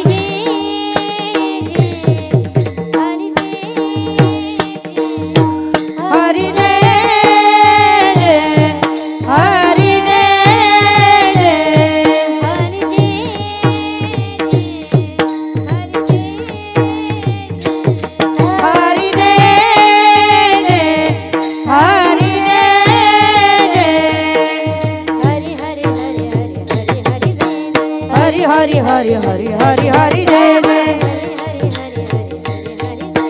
हरि हरि हरि हरि हरि हरि जय, हरि हरि हरि हरि जय जय, हरि हरि हरि हरि जय जय,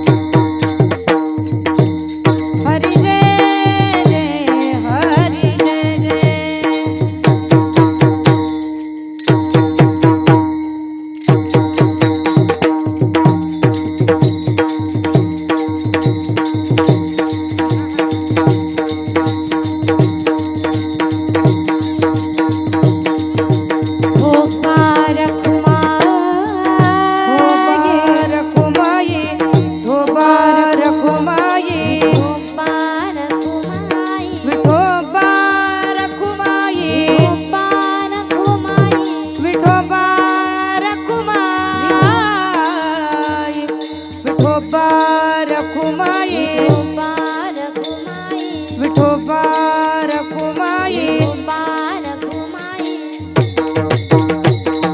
विठोबा रखुमाई विठोबा रखुमाई विठोबा रखुमाई विठोबा रखुमाई विठोबा रखुमाई जय जय विठोबा रखुमाई विठोबा रखुमाई विठोबा रखुमाई विठोबा रखुमाई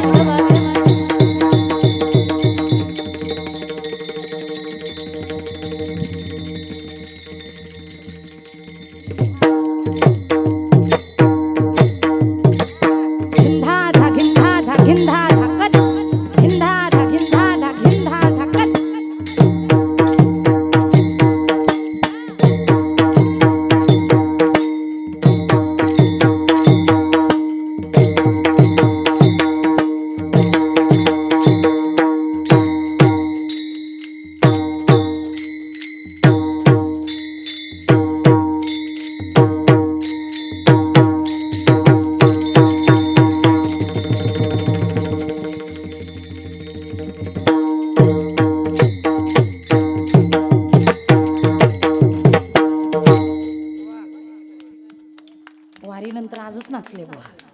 मी वारी सोडून कधीच नाचत नाही कीर्तना, पण ह्या पोरीनं बघितलं म्हटलं नाचलं पाहिजे. त्या भारीच नाचतात. नाचू कीर्तनाचे रंगी ज्ञानदीप लावू जगी.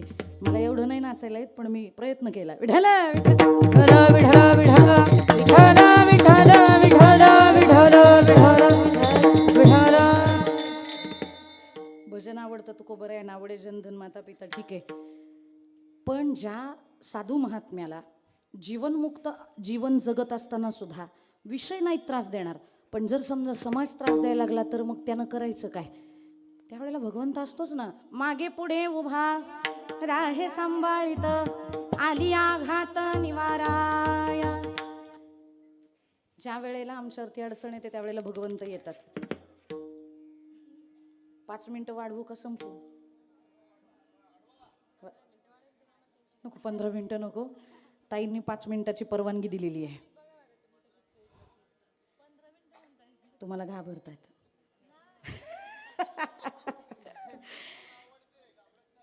बरं, कीर्तन करायला घाबरलं पण पाहिजे, आदरयुक्त भीती असली पण पाहिजे.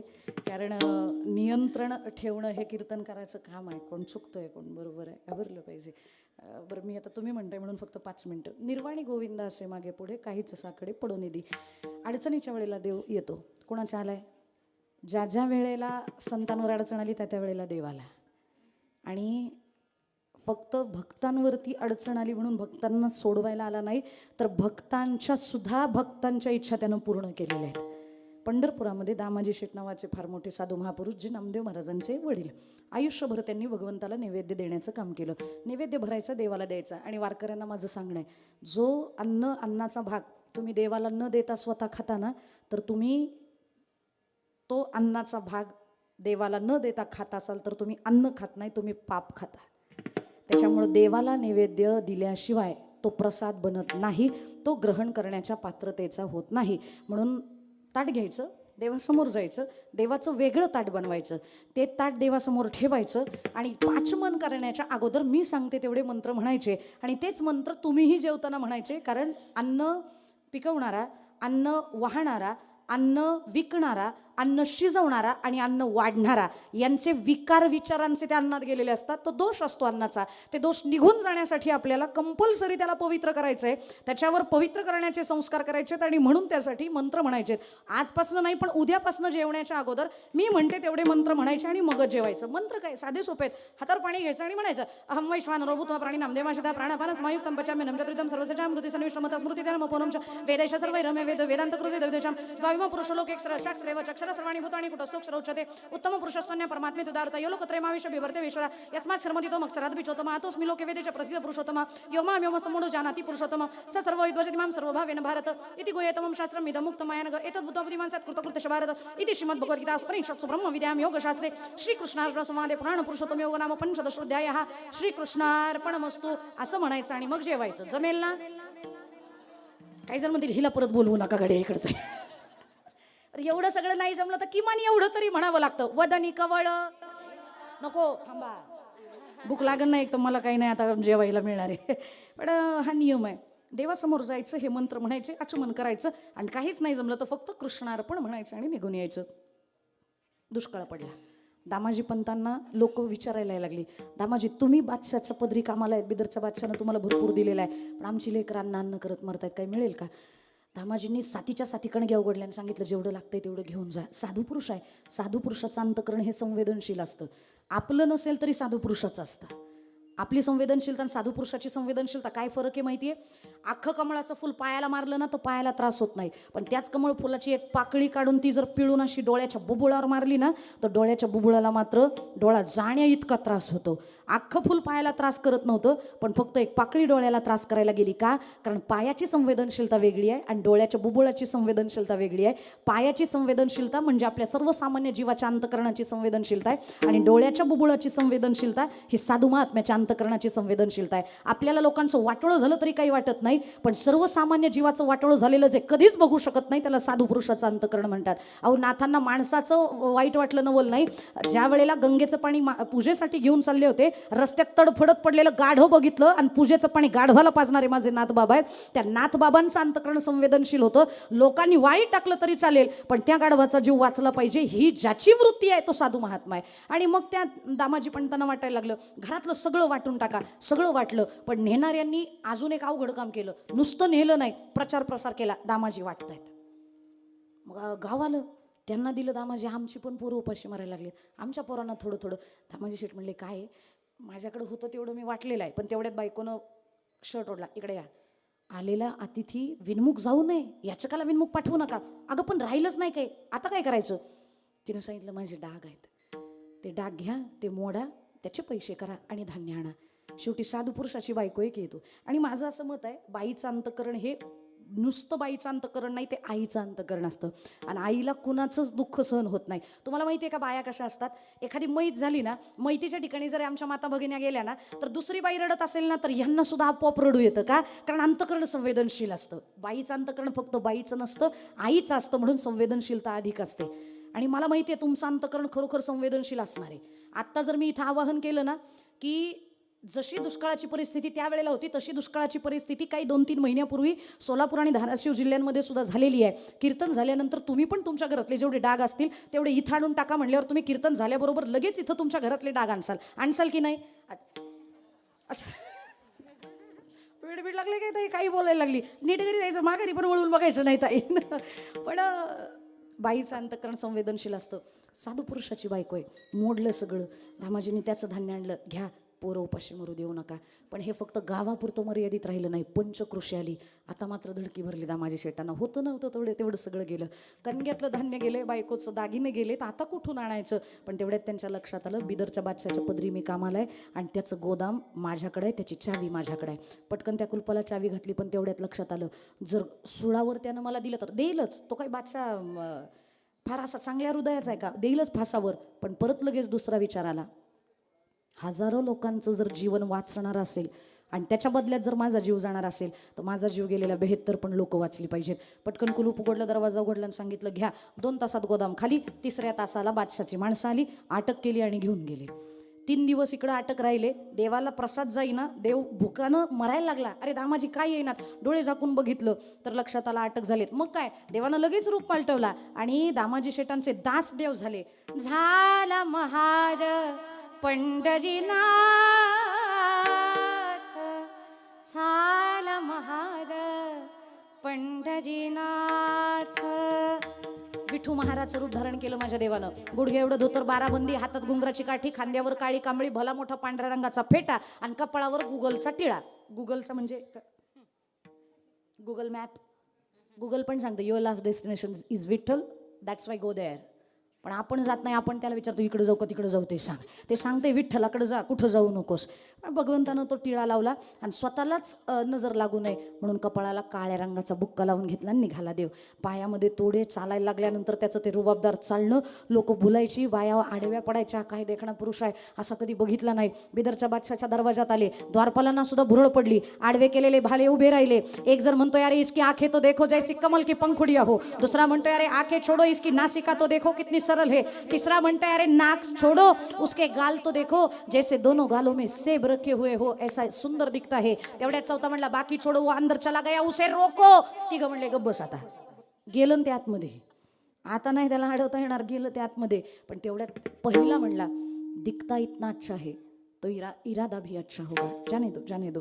गेला आतमध्ये. या द्वारपालांना भुरळ पडावी नवल नाही. बिदरच्या बादशानं ज्या वेळेला बघितलं त्यावेळेला त्याला भुरळ पडली. कधीच कोणासमोर न झुकणारा न वाकणारा बिदरचा बादशाह ताडकन उठून उभा राहिला आणि 15 पायऱ्या उतरून खाली आला. त्या विठूंच्या समोरच उभा राहिला आणि विचारलं कोण हो, कहाँ से आए हो, बहुत सुंदर दिखते हो, कुछ मेरे यहाँ काम था क्या? भगवंताने सांगितलं हो काम था इसीलिए आया हो. क्या काम था? कुछ नहीं, मेरे मालिक को आपने कैद किया हुआ है, उनको छोड़ दीजिए, मैं चला जाऊंगा. क्या नाम है उस कैदी का? क्या नाम है? त्याने सांगितलं मेरे मालिक का नाम है दामाजी शेठ. दामाजी? अरे उसने तो बहुत बड़ा नुकसान कर दिया मेरा, बगैर पूछे गोदाम का पूरा अनाज लुटवा दिया लोगों में. ऐसा कोई करता है क्या? उसका जुर्माना भरना पड़ेगा. कौन भुगतान करेगा जो नुकसान हुआ है उसका? त्यावेळेला विठू सांगितलं मुझे क्या कच्चा खिलाडी समजे हो क्या? लाया हूँ. बटवा काढला ना देवानी. पण बटवा तुमच्याकडे असतो का बटवा? आमच्या पुण्याला बटवा असतो बायांकडे. त्याला 2च कप्पे असतात, पुढच्या चिल्लर आणि पाठीमागं डबी. काही नसती तिसरी गोष्ट, पण लय जीवा पडत जपतात. देवानं तो बटवा काढला आणि जसा उलटा केला खळखळ खळखळ खळखळ सुवर्णमुद्रा.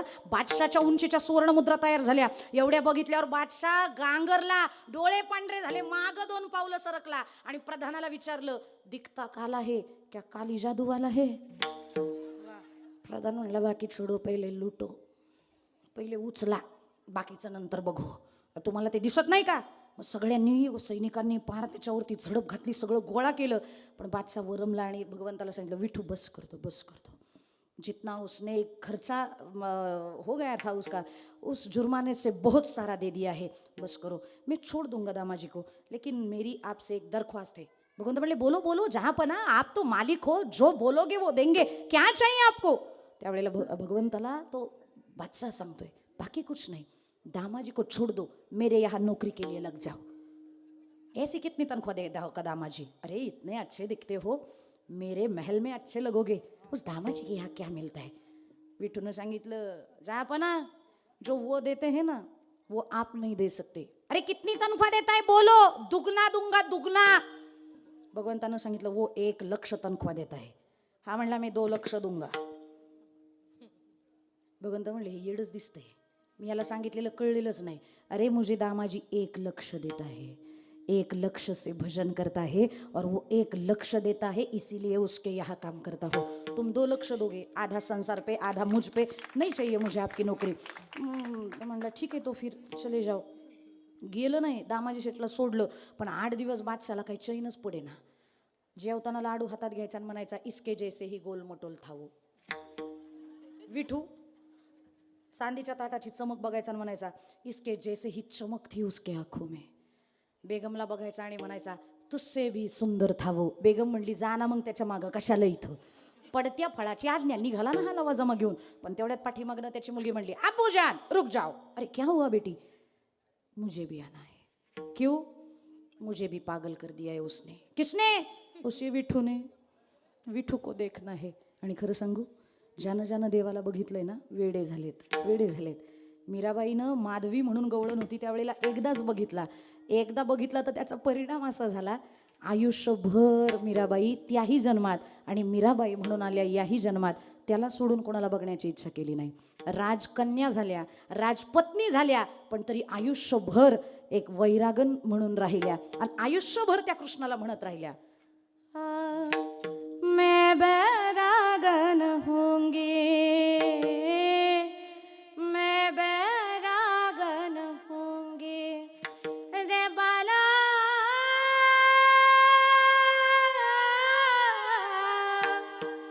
मैं बैरागन होंगी रे होंगी, मैं बैरागन होंगी.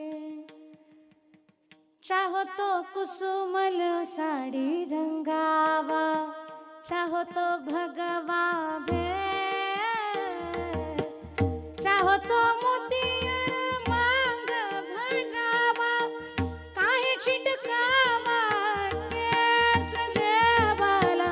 मैं बैरागन होंगी, मैं बैरागन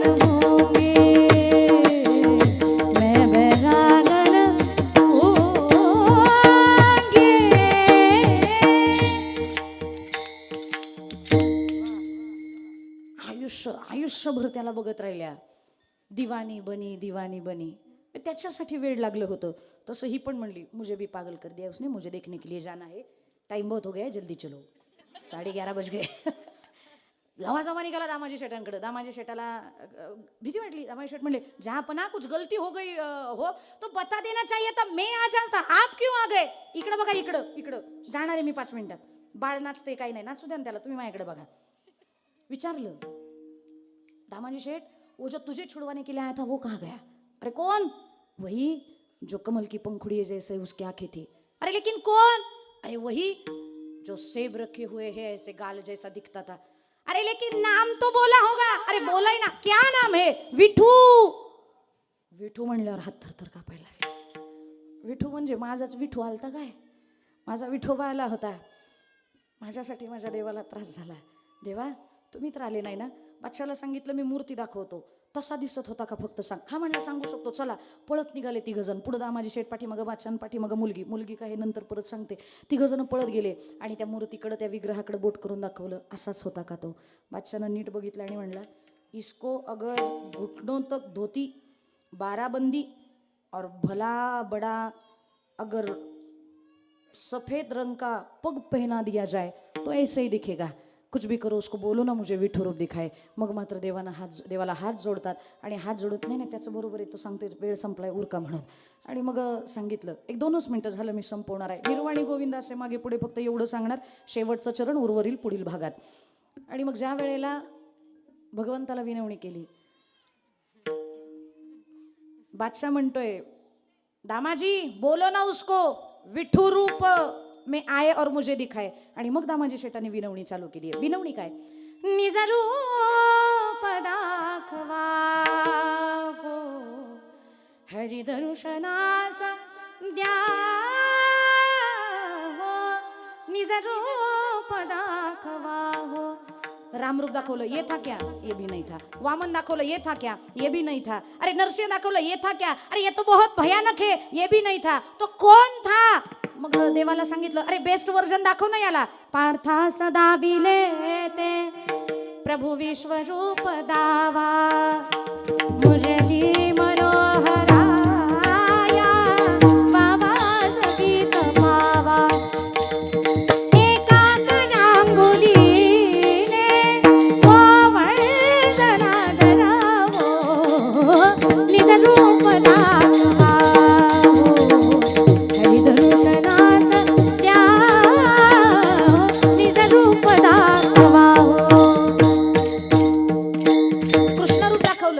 कृष्ण होता का. हा पण नव्हता. मला विठूच दाखवा. मग विनंती केली, राजा ब्रह्मा पटू द्या प्रत्यक्ष एक वार, श्री कृष्ण विष्णू राम तोची विठू महार. जाणीत नाम नासे ती आग शांत व्हावो, निज रूप दाखवा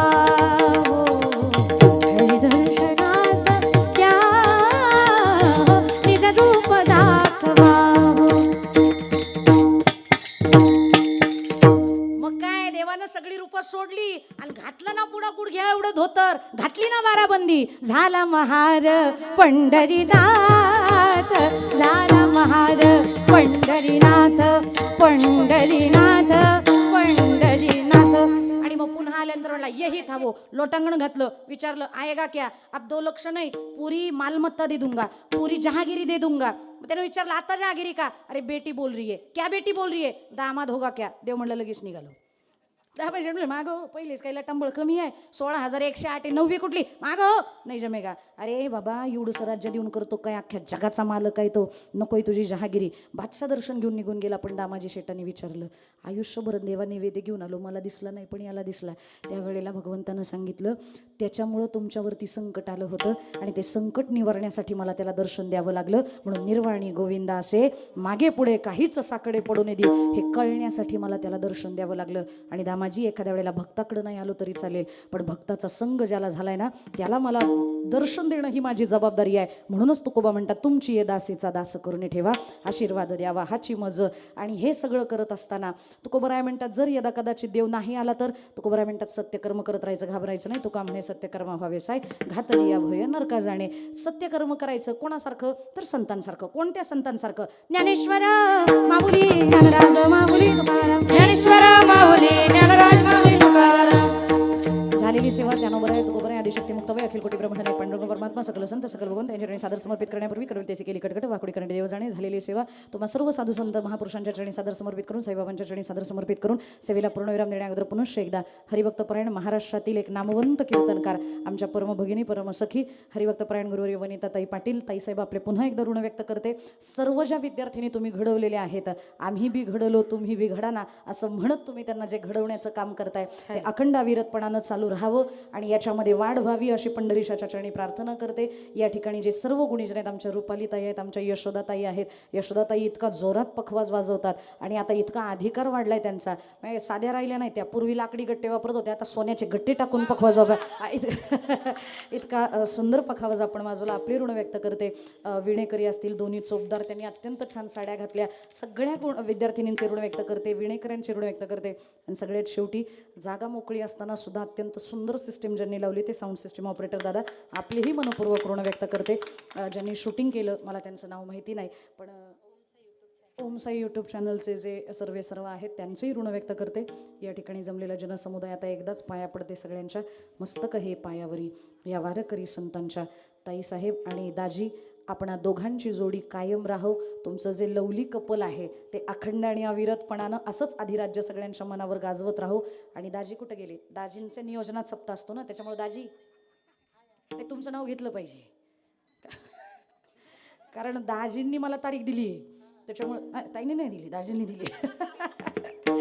त्याच्यामुळे दाजींनी या ठिकाणी माझ्यासाठी थोडीशी ॲडजस्टमेंट केली. दाजी आपलेही ऋण व्यक्त करते, माझ्या मोठ्या भावांसारखे आहेत ते. भक्तिताईंचे ऋण व्यक्त करते आणि भूमिताईंचे ऋण व्यक्त करते, कारण सेवा त्यांची